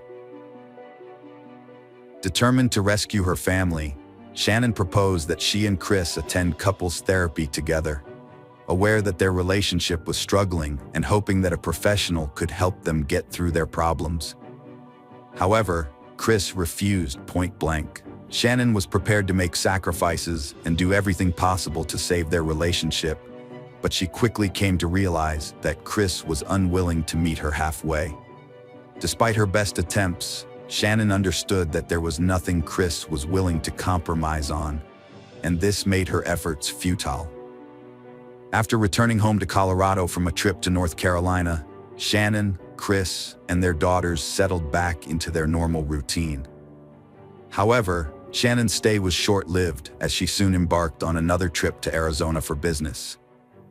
During her time in Arizona, Shannon's friends noticed a change in her behavior. Instead of being her usual cheerful self, she seemed confused, upset, and distressed. One evening in their hotel room, Shannon confided in her friends about her concerns. On August 11th, while Shannon was with her friends in Arizona, she received a notification on her phone showing a charge on her and Chris's account from a restaurant. Although this wasn't unusual, the amount of the bill raised concerns. Shannon wondered why it was so high and suspected that Chris might be dining with another woman. This suspicion left her feeling uneasy and uncertain. Shannon returned home from her business trip around 1:48 a.m. on August 13th. Her friend Nicole Atkinson drove her home. The doorbell camera footage showed Shannon entering her house at that time. Shannon's friends were worried when she failed to send her usual good morning messages. They knew she had a crucial appointment at the OBGYN at 9:30 a.m., which she would never miss. However, when she also missed a 12:30 p.m. business meeting, her close friend Nicole Atkinson became extremely concerned. Nicole was convinced something was amiss when no one had heard from Shannon all day. She couldn't shake off the feeling that something was terribly wrong. Feeling a growing sense of urgency, Nicole decided to drive to Shannon's house. As she approached the house, her anxiety spiked. Shannon's van was parked in the garage and her daily shoes were by the front door. Nicole knocked on the front door, hoping Shannon would come out and explain that she had overslept and was tired from her previous day's flight. But Shannon didn't respond. Chris was contacted by one of Shannon's friends who were unable to reach her. He told them not to worry, saying she might be at a friend's house with their daughters. However, this confused Shannon's friends, since they were all in touch with each other and none knew where she was. Shannon didn't have plans to meet any of them. When her friends threatened to report Shannon and the girls missing to the Frederick Police Department, Chris didn't want to involve the police. Despite this, Nicole, worried about her friend, called 911 to report Shannon, Bella, and Cece missing. After Nicole contacted the police, an officer from the Frederick Police Department responded to Shannon and Chris's residence. The officer's body camera footage showed Nicole was visibly distraught over her missing friend. As Nicole was providing every detail she knew about Shannon and her daughters, Chris arrived at the house. Chris exited his vehicle and approached the officer, but it was apparent he didn't share Nicole's level of concern, despite his wife and daughters being missing. During the search of Shannon and Chris's house, the officer found Shannon's purse.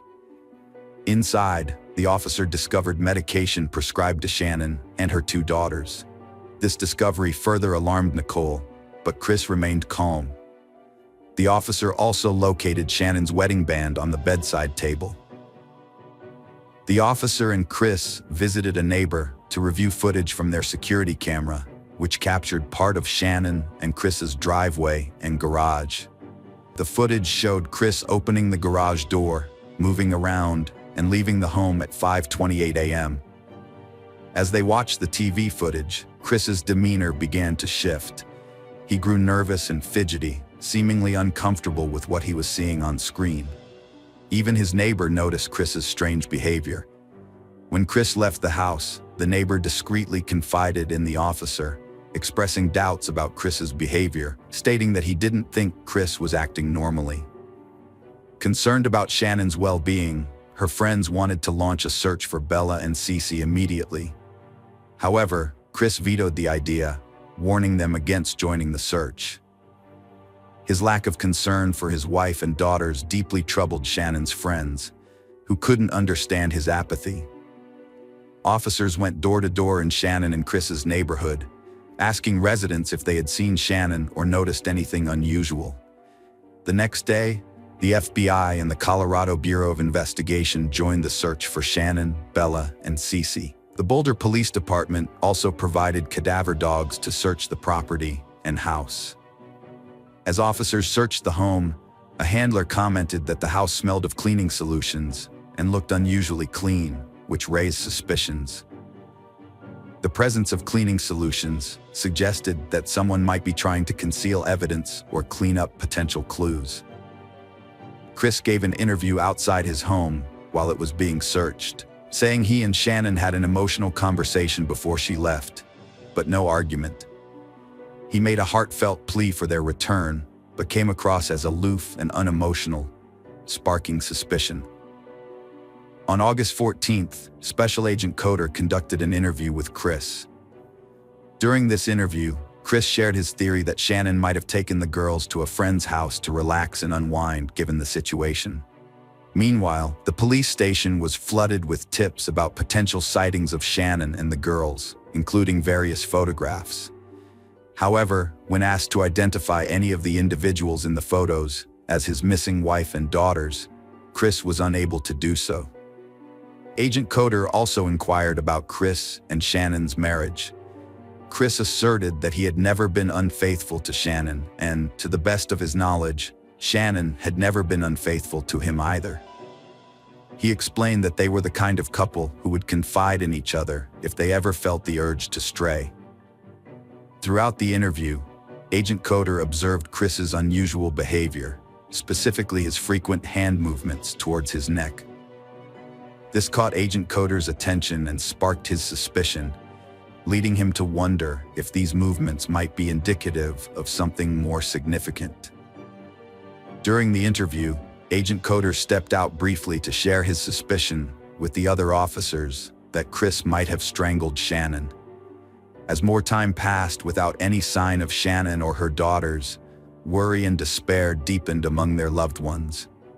Despite their growing doubts about Shannon's safety, they clung to the hope that Bella and Cece might still be alive.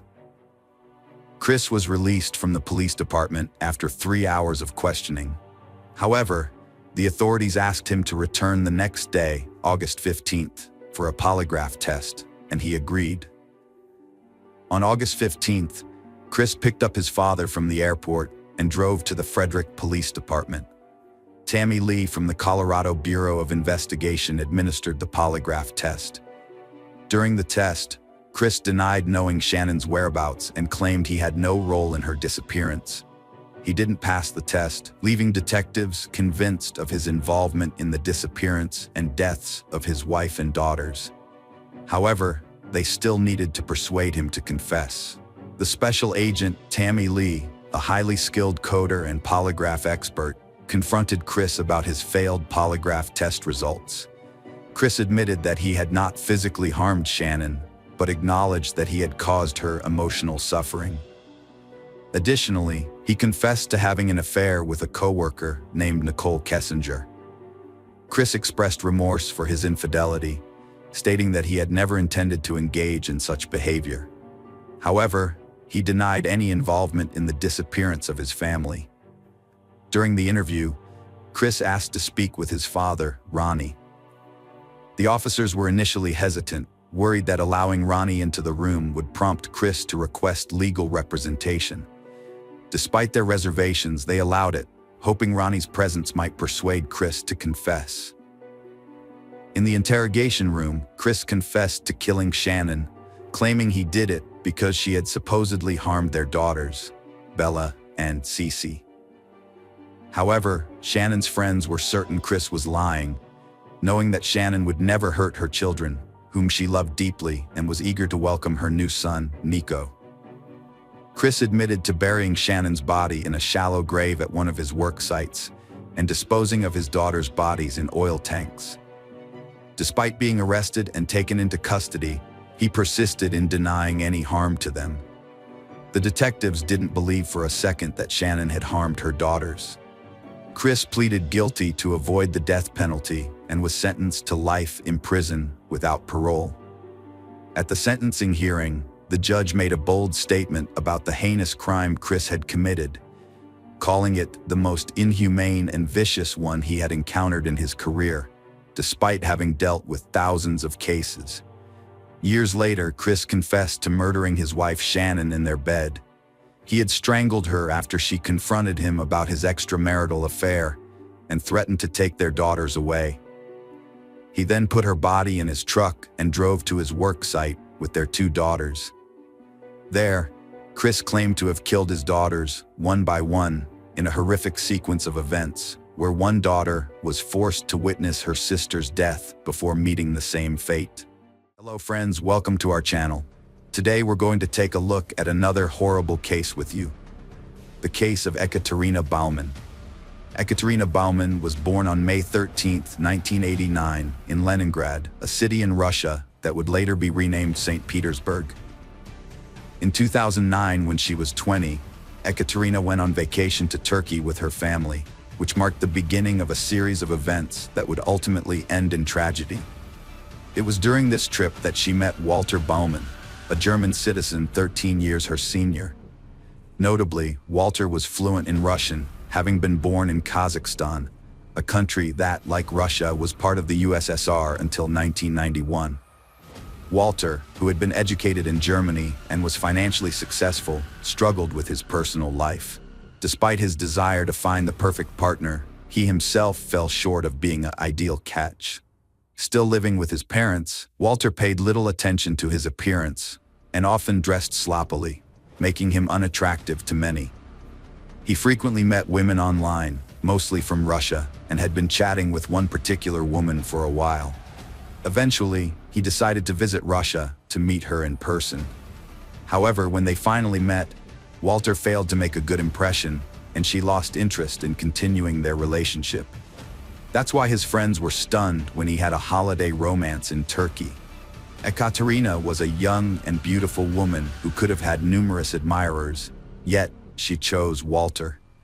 This romantic love story began like many others, with 2 lonely hearts feeling an undeniable attraction to each other. After returning to their respective homes, Ekaterina to Russia and Walter to Germany, they continued to communicate through social media and lengthy phone calls. Walter told his friends about Ekaterina's kind nature and beauty, and how they would spend hours talking on the phone and even exchange poetry. He would occasionally visit her in St. Petersburg, investing a significant amount of money in these trips. Ekaterina was in her 2nd year of university in St. Petersburg when Walter's serious intentions led him to help her transfer to Hamburg University. This resulted in Ekaterina leaving Russia for Germany in 2010. In Bremerhaven, people described her as a bright, attractive, and lively young woman. Despite the distance, she remained in close contact with her family back in Russia. Ekaterina continued her business administration studies, which she had begun in Russia. She enjoyed running, practicing yoga, and seeking out peaceful spots. A few months later, Ekaterina and Walter got married. According to Alexander, a friend of Walter's who had experience as a wedding photographer, their ceremony was lavish. He recalled that Ekaterina was the happiest and most stunning bride he had ever seen, and the celebration was certainly expensive. The registration took place at a lighthouse, after which they rode away in a grand white horse-drawn carriage, a sight unlike any in Germany. Despite the small guest list, which seemed unusual, the wedding came to a close before dawn. Walter and Ekaterina's wedding photo exudes happiness. Walter appears as a supportive husband, while Ekaterina tenderly hugs him and beams with joy. They seem like 2 people perfectly suited for each other. As they embarked on their new life together, their story resembled a fairy tale. However, instead of a grand castle, they moved in with Walter's parents. This marked the beginning of Ekaterina's challenges in Germany. Living with her in-laws proved difficult. The fairy tale illusion started to crumble. Walter's mother, a tough and influential figure, would play a crucial role in how this story unfolds. It's essential to provide some background on her. Ekaterina's mother-in-law, Ludmila Bauman, lived in Kazakhstan for the first 38 years of her life. She excelled as a student and went on to hold various jobs, including assistant chemist-technologist, chemical engineer, and middle school teacher. At 18, she got married and had a son, who became the center of her universe. Ludmila's family had German ancestry, which led them to leave Kazakhstan for Germany, where they settled in Bremerhaven. She worked at a marine institute dedicated to researching global warming and participated in around 25 expeditions, including Arctic explorations. Ludmila's immigration story inspired many fellow immigrants in Germany, earning her a place of honor with her portrait displayed at the Immigration Center in Bremerhaven. Ludmila struggled to come to terms with her son Walter being a grown man in his 30s. She would frequently call him, inquiring about his whereabouts and when he would return home, due to her overprotectiveness, as a result of him being her only child. Walter worked at the port, earning a substantial income of around 4,000 euros a month, which often required him to work on weekends and holidays. While not a workaholic, he was frugal and saved most of his earnings. When Ekaterina became pregnant in 2017, Walter decided to allocate a small portion of his savings to purchase a house, allowing them to move out of his parents' home. Ludmila's interference in their marriage and criticism of Ekaterina's role as a homemaker further strained their relationship, making it difficult for the young couple to establish their independence. The move did not improve Walter and Ekaterina's relationship. Ludmila, Walter's mother, remained a constant presence in their home, interfering in all aspects of her son's life. After their daughter was born, the tension between Walter and Ekaterina increased, with Walter becoming more controlling and physically abusive. The authorities were initially informed about the Bauman family's domestic violence issues, but the case was quickly closed after the couple claimed to have reconciled. However, the abuse persisted. Walter secretly recorded arguments with Ekaterina, accusing her of being a bad mother and mentally unstable. In fall 2020, Ekaterina reached out to a support center for domestic violence victims after leaving Walter with their daughter. Desperate to win them back, Walter promised to change, and Ekaterina eventually forgave him and returned home with their daughter. Despite this, the fighting between the spouses continued. Whenever Walter acknowledged his wrongdoing, he would give Ekaterina gifts or plan a family trip. Not only did Walter's attitude towards Ekaterina change, but also towards their child. Walter exerted total control over his daughter. When at home, he insisted on keeping her in his sight at all times. Even at 3 years old, he wouldn't let her out of his arms when they went out together. He halved his working hours at the port to free up more time with his daughter. He'd take her to kindergarten and pick her up in the evening. He even cooked for her and had her sleep in the parents' room at night. Those who knew Walter well regarded him as a calculating individual with a flair for drama. He was skilled at manipulating people, and accumulating wealth was a top priority for him. He often came across as anxious and impatient. After Ekaterina had her child, she made several trips to visit her family in Russia, with Walter always by her side. He was worried that she might decide to stay in Russia permanently, which would mean he'd lose access to his daughter. As Ekaterina saw her husband's behavior become increasingly abusive, she started thinking about getting a divorce. At the same time, she realized that important documents like her identification and papers were missing.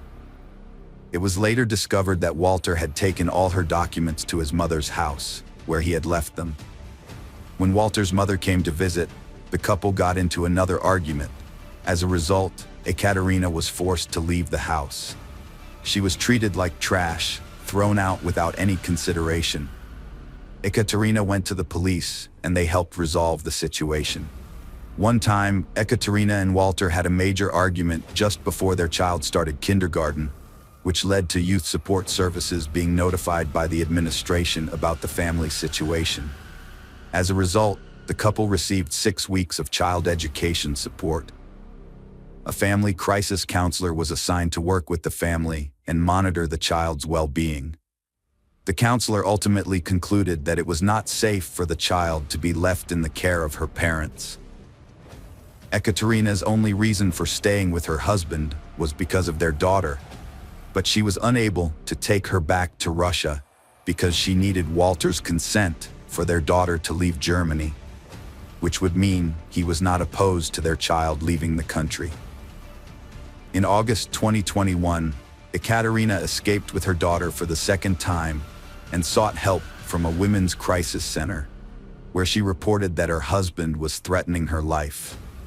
However, social services recommended placing her 5-year-old girl in an orphanage, a move that a psychologist from the Youth Affairs Department deemed extremely dire. Ekaterina initially agreed to let the Youth Affairs Service place her daughter in foster care, but Walter and his mother opposed the idea. As a result, both parents were required to take care of the child for a few days. The arrangement was that the girl would live with her father for some time, and then move to a women's shelter with her mother, on the condition that she attend kindergarten to learn German. After a few weeks, the family was reunited again. According to some Russian sources, Ekaterina had unpleasant roommates at the women's shelter, and the kindergarten the daughter was required to attend was too far away. Ekaterina returned home, but her marriage was crumbling, and she and her husband began the divorce process, living in separate rooms. Her desire to return to Russia grew, but Walter, her husband, refused to let her take their daughter, insisting the child stay with him in Germany.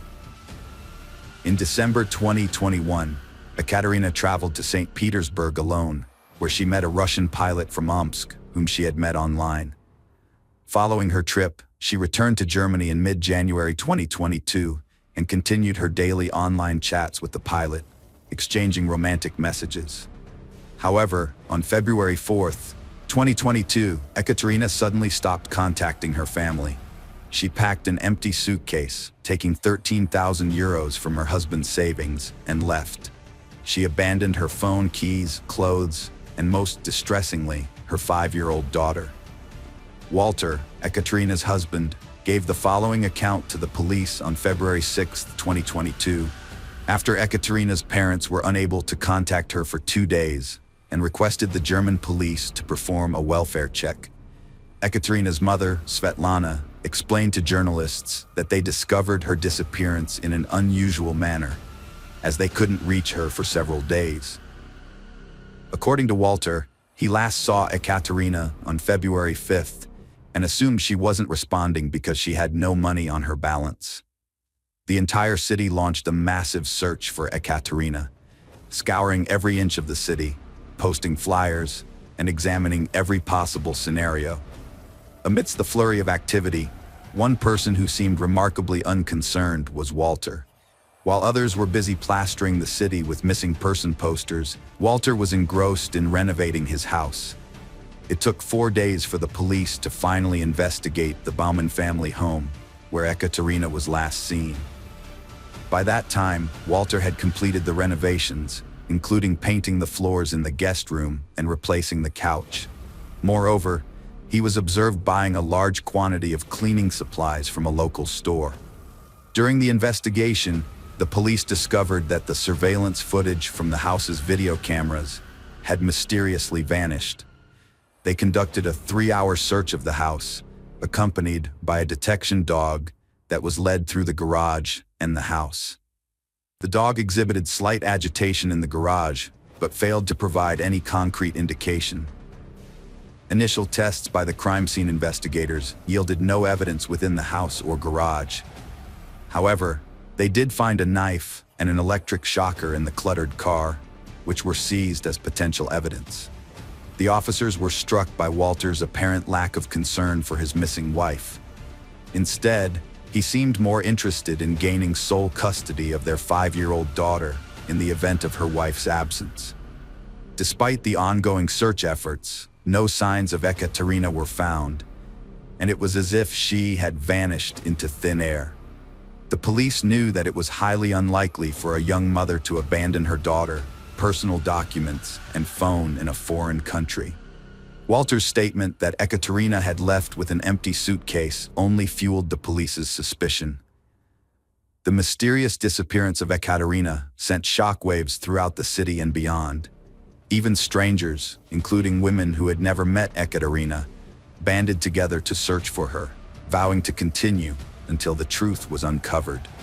2 weeks after Ekaterina's disappearance, a massive search effort was organized, with around 400 volunteers, including rescue dogs, scouring Bremerhaven in North Germany. The incident sparked a huge reaction on social media, and Ekaterina's family managed to draw attention to her disappearance in Russia, with the story being featured on major Russian TV channels. Ekaterina's mother revealed to journalists that her daughter had been in a 12-year relationship with Walter, but for the past year and a half, their marriage had been marked by constant arguing, with Walter physically abusing Ekaterina on multiple occasions.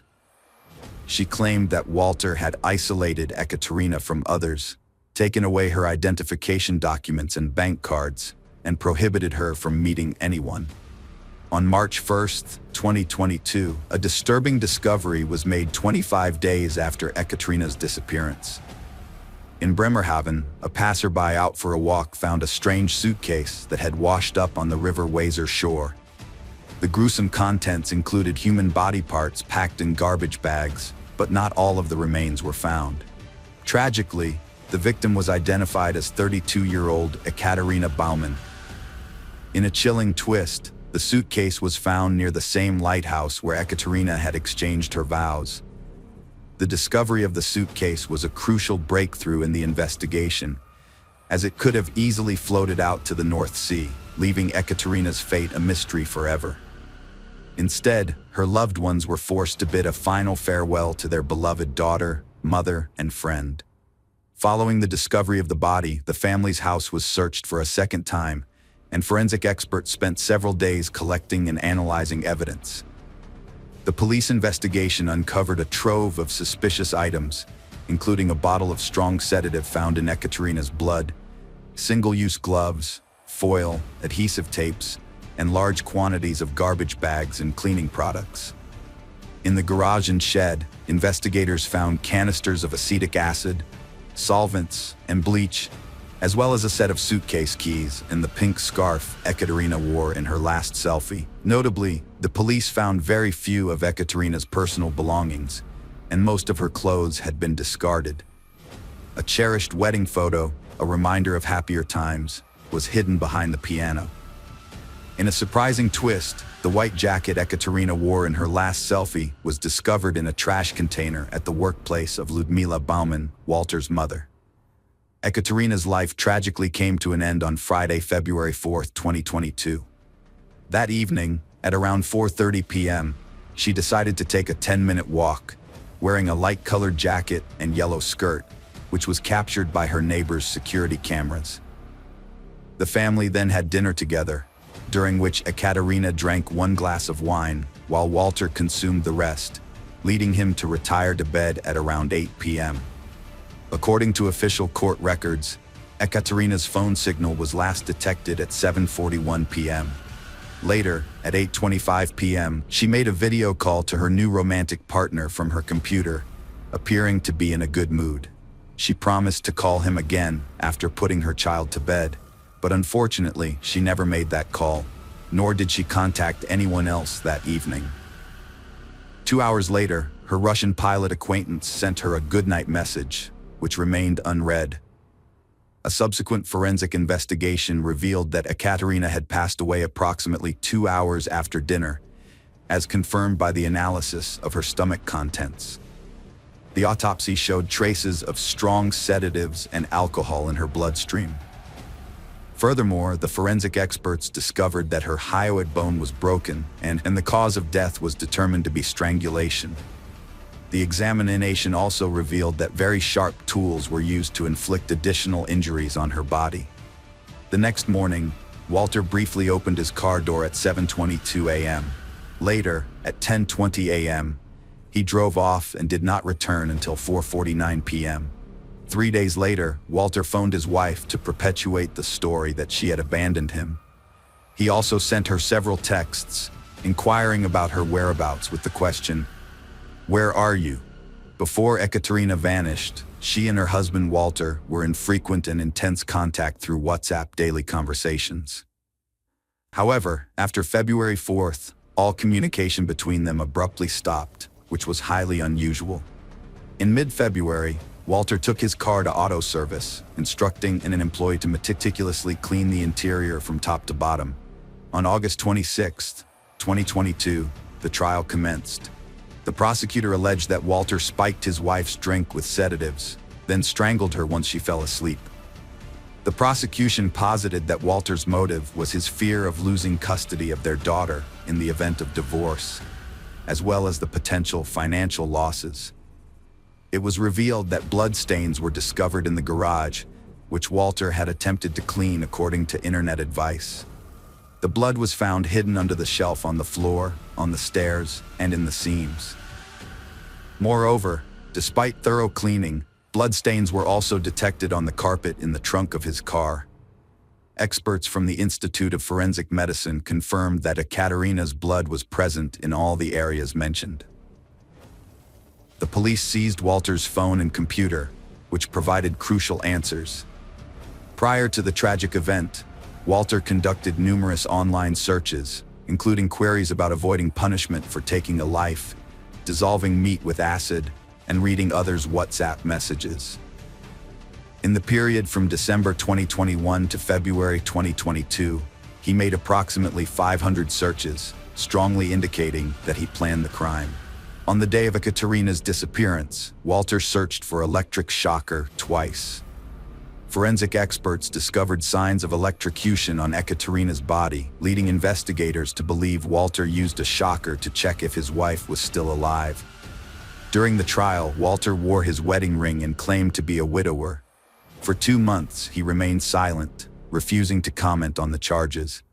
Occasionally, when witnesses testified, he would cover his ears, pretending the testimony didn't concern him. The only time he showed emotion was when his mother testified, and he even cried. He folded his hands as if in prayer, begging his mother to get me out of here in a letter, and it seemed she agreed to help him during her testimony. Ludmila Bauman claimed responsibility for taking Ekaterina's life, not her son. She visited her son's house in the middle of the night, responding to his request to care for her granddaughter. Upon arrival, she found Ekaterina deeply asleep on the couch. Ludmila tried to wake her, but Ekaterina awoke and hit her in the face, sparking a fight. According to Ludmila, she choked Ekaterina during the altercation. She also admitted to handling Ekaterina's body after the fact. Despite her confession, Ludmila described Ekaterina as a beloved daughter figure, leading to speculation that her immense love for her son might have driven her to take the fall for him. Ludmila walked out of the courtroom a free woman, despite having incriminated herself. The jury and the prosecutor's office didn't buy her story, thinking she was trying to shield her son. Even seasoned lawyers were stunned by Ludmila's bold move. Her own attorney demanded her arrest, while her son's lawyers called for Walter's release, but it didn't happen. Ludmila remained free, while her son stayed behind bars. But she refused to give up. She penned a letter to the court, explaining in detail what she'd done with the body. Again, she swore her son was innocent and asked to be questioned further and charged. But the court wouldn't budge, still doubting her.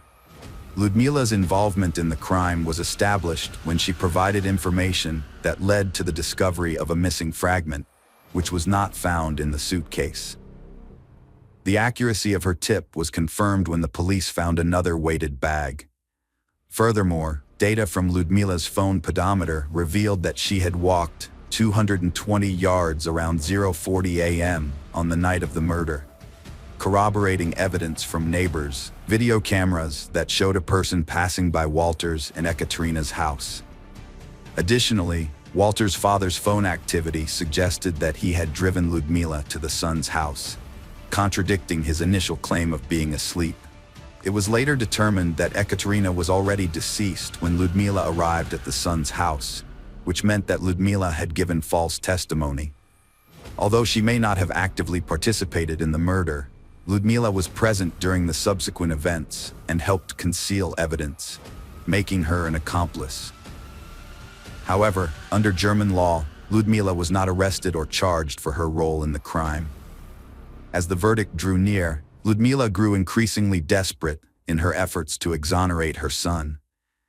She penned a second letter to the judge, claiming responsibility for the crime and stating that she, not Walter, was the perpetrator.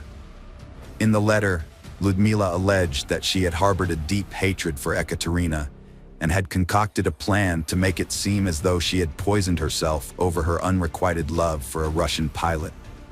Ludmila claimed that she had entered her son's house to leave a farewell note written in Ekaterina's name, but Ekaterina had awoken, forcing Ludmila to strangle her. The court, however, remained unconvinced by Ludmila's confession, as all evidence pointed to Walter's guilt. Throughout the proceedings, Walter remained silent until, in one of the final hearings, he read from his 230-page statement detailing his life in Kazakhstan, his relationships, and his love for Ekaterina. Despite touching on the tumultuous nature of their relationship, including the emotional burnout and psychological issues that led to frequent quarrels, Walter only briefly mentioned the fateful night, stating that he was asleep while his mother took Ekaterina's life and dragged her body to the garage. Walter unequivocally blamed his mother for the heinous crime, accusing her of betrayal, manipulation, and landed him in prison. Addressing the judge, he implored that his daughter, having lost her mother, must not be forced to lose her father as well. The most disturbing aspect of this story is not the horrific details of the crime itself, but the fact that the entire ordeal played out in front of the couple's 5-year-old daughter. As a result, the Russian grandmother, Svetlana, has been prohibited from contacting her granddaughter, who has been placed in a German foster family. Walter was at home with his daughter when the traumatic event occurred, leaving the child with severe psychological scars. The girl, who is now living in a special facility for traumatized children under a new name, often mutters to herself, pointing to her head and forearms, saying she witnessed everything. Svetlana is fighting to obtain guardianship of her granddaughter, but German authorities have denied her even phone contact. On May 23, 2023, when the verdict was announced, Ekaterina's daughter was 6 years old. Walter Baumann received a life sentence, although German law allows for parole eligibility after 15 years. Ekaterina's ashes were buried in her hometown of St. Petersburg. The case of Ludmila Baumann, Walter's wife, remains open, and it's possible that she may be charged as an accomplice, but no such charges have been filed yet. Hello friends, welcome to our channel. Today we're going to take a look at another horrible case with you. The case of Autumn Taggart. Autumn Taggart, a single mother, lived in Windsor, a city near the Michigan-Ontario border, with her 9-year-old son Gavin in 2018. Despite her breakup with Gavin's father, Chris Sherwin, they remained on good terms to minimize the impact on their child. On Saturday, June 9, 2018, Autumn and Gavin spent the afternoon with Chris, and after grocery shopping together, he dropped them off at their third-floor apartment. After Chris left, Gavin played video games with his mother before bedtime, unaware of the horrifying night that was about to unfold. Gavin woke up to a noise while it was still dark outside. Startled, he opened his eyes to see a strange man standing close to his bed. The man instructed Gavin to close his eyes and go back to sleep before leaving the room. Gavin knew his mother's room was located behind the wall to the right, as shown in the photo. About a minute later, he heard his mother scream. The boy had never felt such intense fear before. The screaming eventually stopped, and an eerie silence fell over the space. After a few minutes, Gavin fell asleep, overcome with exhaustion. Gavin woke up to find it was already morning. He got out of bed and went straight to his mother's room. He was met with a scene of utter destruction. Everything was smashed and broken. His mother, Autumn, was lying on the bed, but she wasn't asleep. At first, 9-year-old Gavin thought she was just resting, But the blood on her nose told a different story. The reality hit him like a ton of bricks. His mother was dead. Gavin was in denial, refusing to accept the truth. To distract himself from the grim reality, he spent the morning playing video games on his console and watching YouTube videos, trying to avoid the unpleasant fact that his deceased mother was lying in the next room. In the afternoon, Gavin couldn't take the pressure anymore and broke down in tears. He decided to confide in someone, so he went to his mother's room, took her phone, and messaged his father on Messenger. He typed out a desperate message. Autumn wasn't waking up. Chris and his girlfriend quickly got in their car and drove to Gavin and Autumn's home. When they arrived, Chris parked the car and got out, spotting his son standing behind a sliding glass door on the 3rd floor.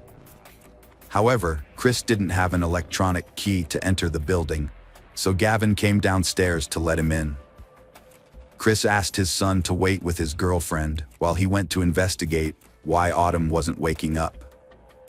Chris entered the apartment, proceeded to the bedroom, and was shocked to see Autumn's pale appearance. Her face and body were bruised, and her nose was bloody. He immediately dialed 911. The police and an ambulance arrived at the address he provided, where the paramedics examined Autumn's body and surveyed the signs of struggle in the bedroom. Given the extent of her injuries and the evidence of a fierce fight, they sadly had no option but to pronounce her dead, concluding that it was no accident. Investigators searched the apartment for clues, while a specialist in child interrogation spoke with Gavin, who revealed that an overnight guest had instructed him to go to bed. Gavin recounted hearing his mother's screams, but they abruptly ceased. He provided a description of the man he saw in his room that night, saying he appeared to be a white male of average height with messy hair, resembling someone who had just rolled out of bed. According to Gavin, the man was skinny, but not too skinny. The autopsy concluded that Autumn's death was the result of strangulation. Furthermore, it was discovered that she had been physically assaulted prior to her death, with injuries found in her genital area. Additionally, male DNA samples were recovered from her body. The investigation aimed to address several key questions, including how the perpetrator gained access to the apartment, what motivated the crime, and most crucially, the identity of the individual who had entry to the building, as an electronic key was required for entry. The police quickly ruled out the possibility that the killer was one of the building's residents, since Gavin was familiar with all his neighbors and the man he spotted on the night of the murder was not among them. To commit the crime, the perpetrator would have needed not only an electronic key to access the building, but also a way to enter Autumn's apartment, which presented a problem. There were no signs of forced entry on the door to her apartment, suggesting that either she had let the perpetrator in voluntarily or had failed to lock the door. Eventually, the police abandoned their initial assumptions when they discovered evidence that the perpetrator had accessed the 3rd floor. It emerged that the individual had first climbed up to the 2nd floor balcony and then made their way to the 3rd floor, where they found the door was already open, allowing them to enter the apartment unimpeded. In addition to the DNA sample, the police also found fingerprints at the scene, which they were working to match to their owner. It wasn't until 12 days after the body was discovered that the police finally released the victim's identity, in the hope that this would lead to new tips from the public. The authorities are seeking anyone with information that could aid the investigation to come forward and contact the detectives. A witness reported seeing a new black SUV, possibly a Honda Pilot, in the parking lot adjacent to the building on the night of the crime. The vehicle was seen in the lot until around 6 a.m. Detectives believe the SUV's owner may have been involved in Autumn's death and hypothesized that the individual used the roof of their car as a stepping stone to climb higher. Specifically, they think the perpetrator exploited the building's decorative protrusions, which resemble steps, to ascend from the 2nd floor to the 3rd. The nighttime crime scene presented an advantage to investigators as most people are asleep then, resulting in fewer mobile phones being active. By analyzing phone activity in Autumn's area, they were able to narrow down the list of active numbers near the crime scene. During the investigation, detectives found that one of the phone numbers belonged to a neighbor of Autumn's, who lived in the same building. Although the neighbor claimed to know nothing about the incident during her police interview, her alibi didn't quite add up. Phone records showed that she had made calls from her apartment and various locations around the city, and her phone was switched off around the time Autumn's life was taken. While it was difficult to pinpoint her exact location due to the margin of error in phone tracking, it was clear that she was being evasive and hiding something from the detectives. So they went to speak with Michelle again. She reiterated that she didn't know anything and hadn't heard anything, but the police subtly warned her that if it was later discovered she had withheld vital information from the investigation, she could be considered an accomplice to the crime. As a result, she began to talk. Michelle said that around 2 a.m. that night, a man known to them as Jay got in touch with her and her boyfriend. Jay was looking to buy illegal drugs and also wanted to hire an escort. The three of them drove to an ATM where Jay withdrew some cash. After that, Michelle and her boyfriend handed over a certain amount of the drug to Jay. Michelle admitted that she and her boyfriend were drug dealers. Later, Jay asked them to sell him more drugs. According to Michelle, she then told Jay to drive to the parking lot near her building. Michelle confessed that she and her boyfriend had planned to rob Jay. Upon arrival at the building, the three individuals ingested illicit drugs. Following this, Michelle and her boyfriend resolved to abscond with the remaining drugs. Prior to their escape, Michelle concealed a bag of the drugs within her genital area. According to Michelle, she and her boyfriend escaped, stealing not just the substance, but also a significant amount of Jay's money. They fled to the building's entrance, then went up to the apartment, where they barricaded themselves inside, sitting silently in the dark. Jay was unable to enter the building since he lacked an electronic key, and he couldn't yell or honk his horn, fearing that someone might alert the police. According to Michelle, when they looked out the window, they noticed shoe marks on the roof of Jay's car. Additionally, a man was seen driving away at approximately 6 a.m. Investigators theorized that Jay must have climbed into the building, attempting to track down those responsible for stealing the substance and money from him. However, as he was unaware of Michelle's residence, it's likely that he inadvertently entered Autumn's apartment by mistake. The police obtained the suspect's phone number and photo from a camera at the bank entrance, where he withdrew cash to buy the substance, and from an ATM camera. Investigators learned that the man's real name was Jitesh Bogle, a 27-year-old Canadian citizen who lived and worked as a car development engineer in Warren, Michigan. He was also the owner of a black Honda Pilot SUV and frequently crossed the river by bridge or tunnel to visit Canada, specifically Windsor, almost daily. Authorities tracked the suspect's movements, discovering he had left Canada on June 10th, the morning Autumn died, and had not returned to the country since. Following the police release of information about the black SUV seen at the victim's house, Jitesh sold his car. Canadian police collaborated with their American counterparts, learning Jitesh planned to relocate from Michigan to Washington State, where his parents resided in Kent.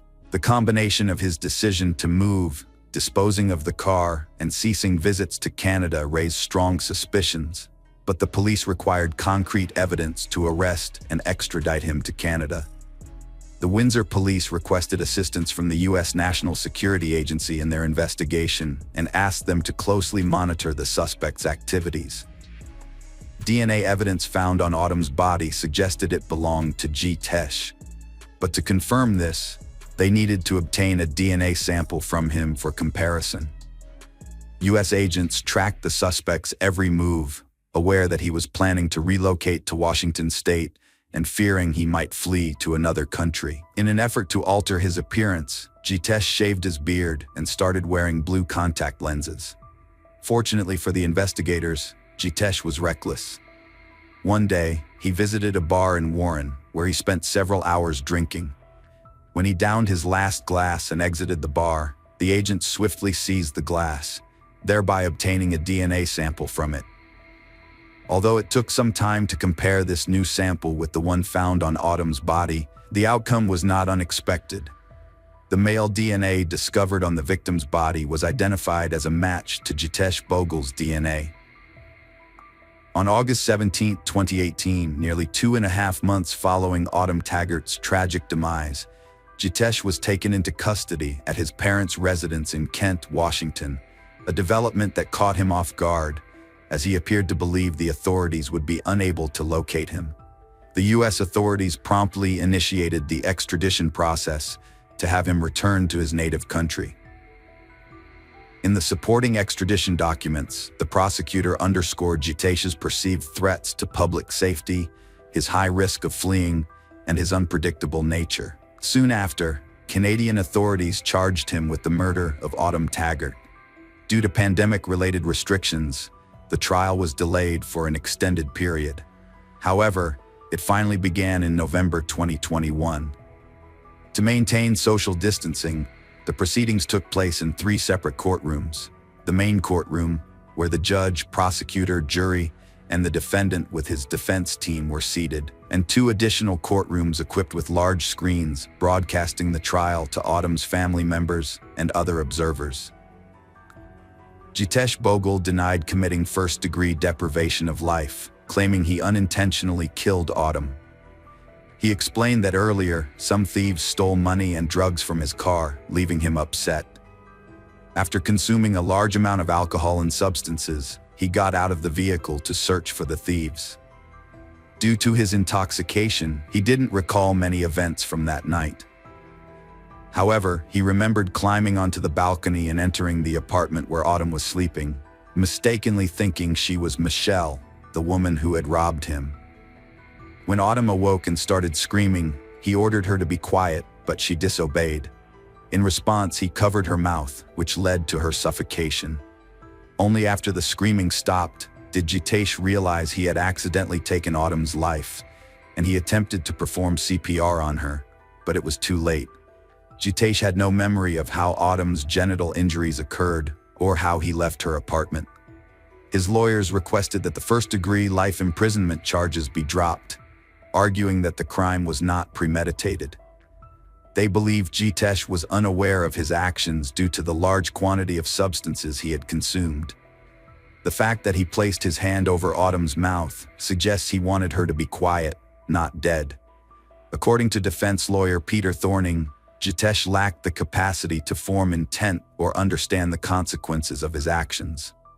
Thorning claimed that intoxication was the sole explanation for Jitesh's behavior, and that sometimes tragic events occur without intending the outcome.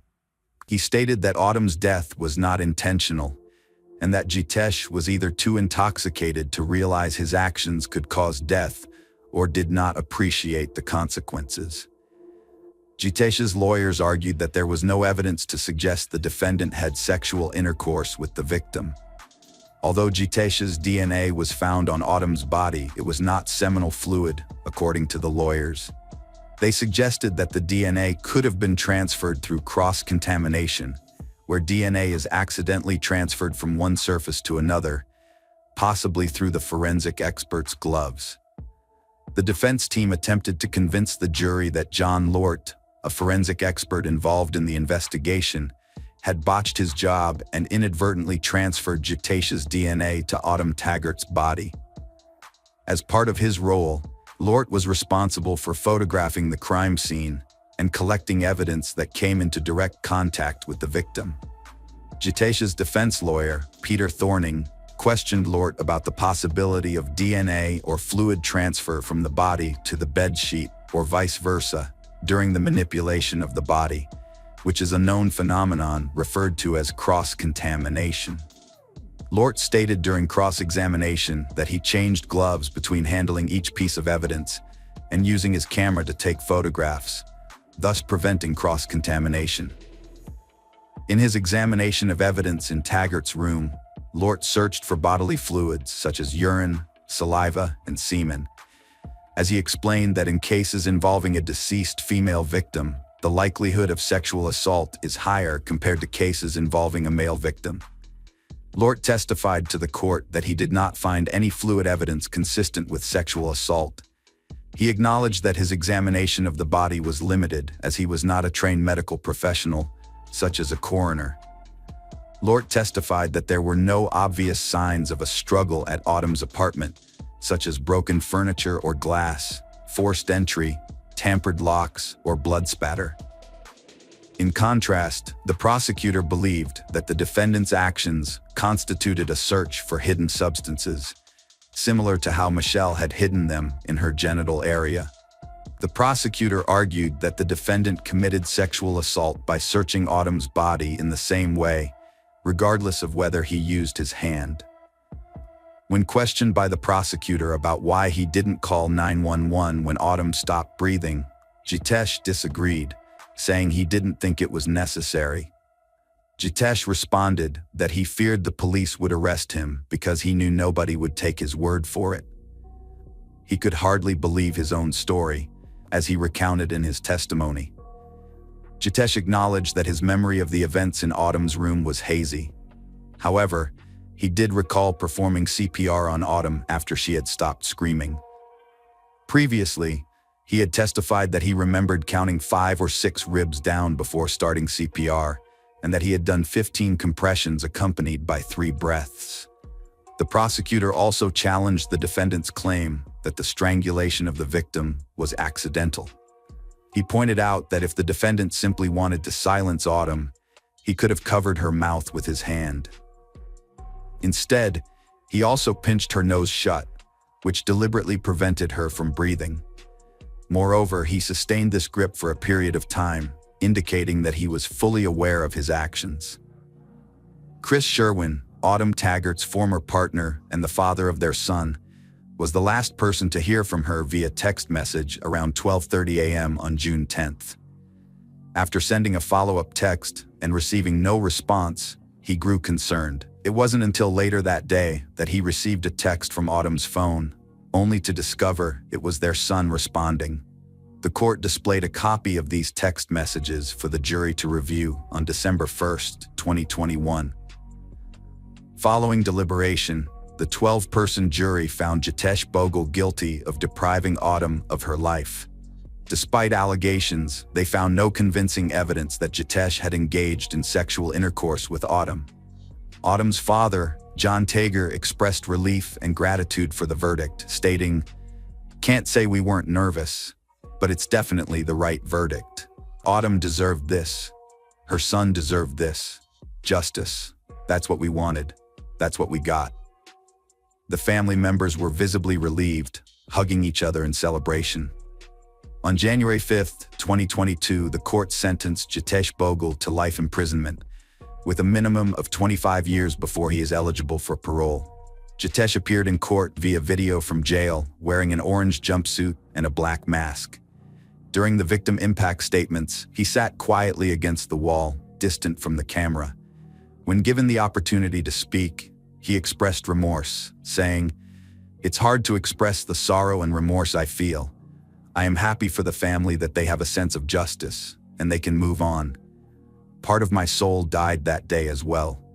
Autumn's father, John Taggar, reiterated his desire for Canadian laws to change, stating, "We'd still like to see the laws in Canada change for life sentences to actual life, not 25 years and then parole. We'd like life to mean life for all victims."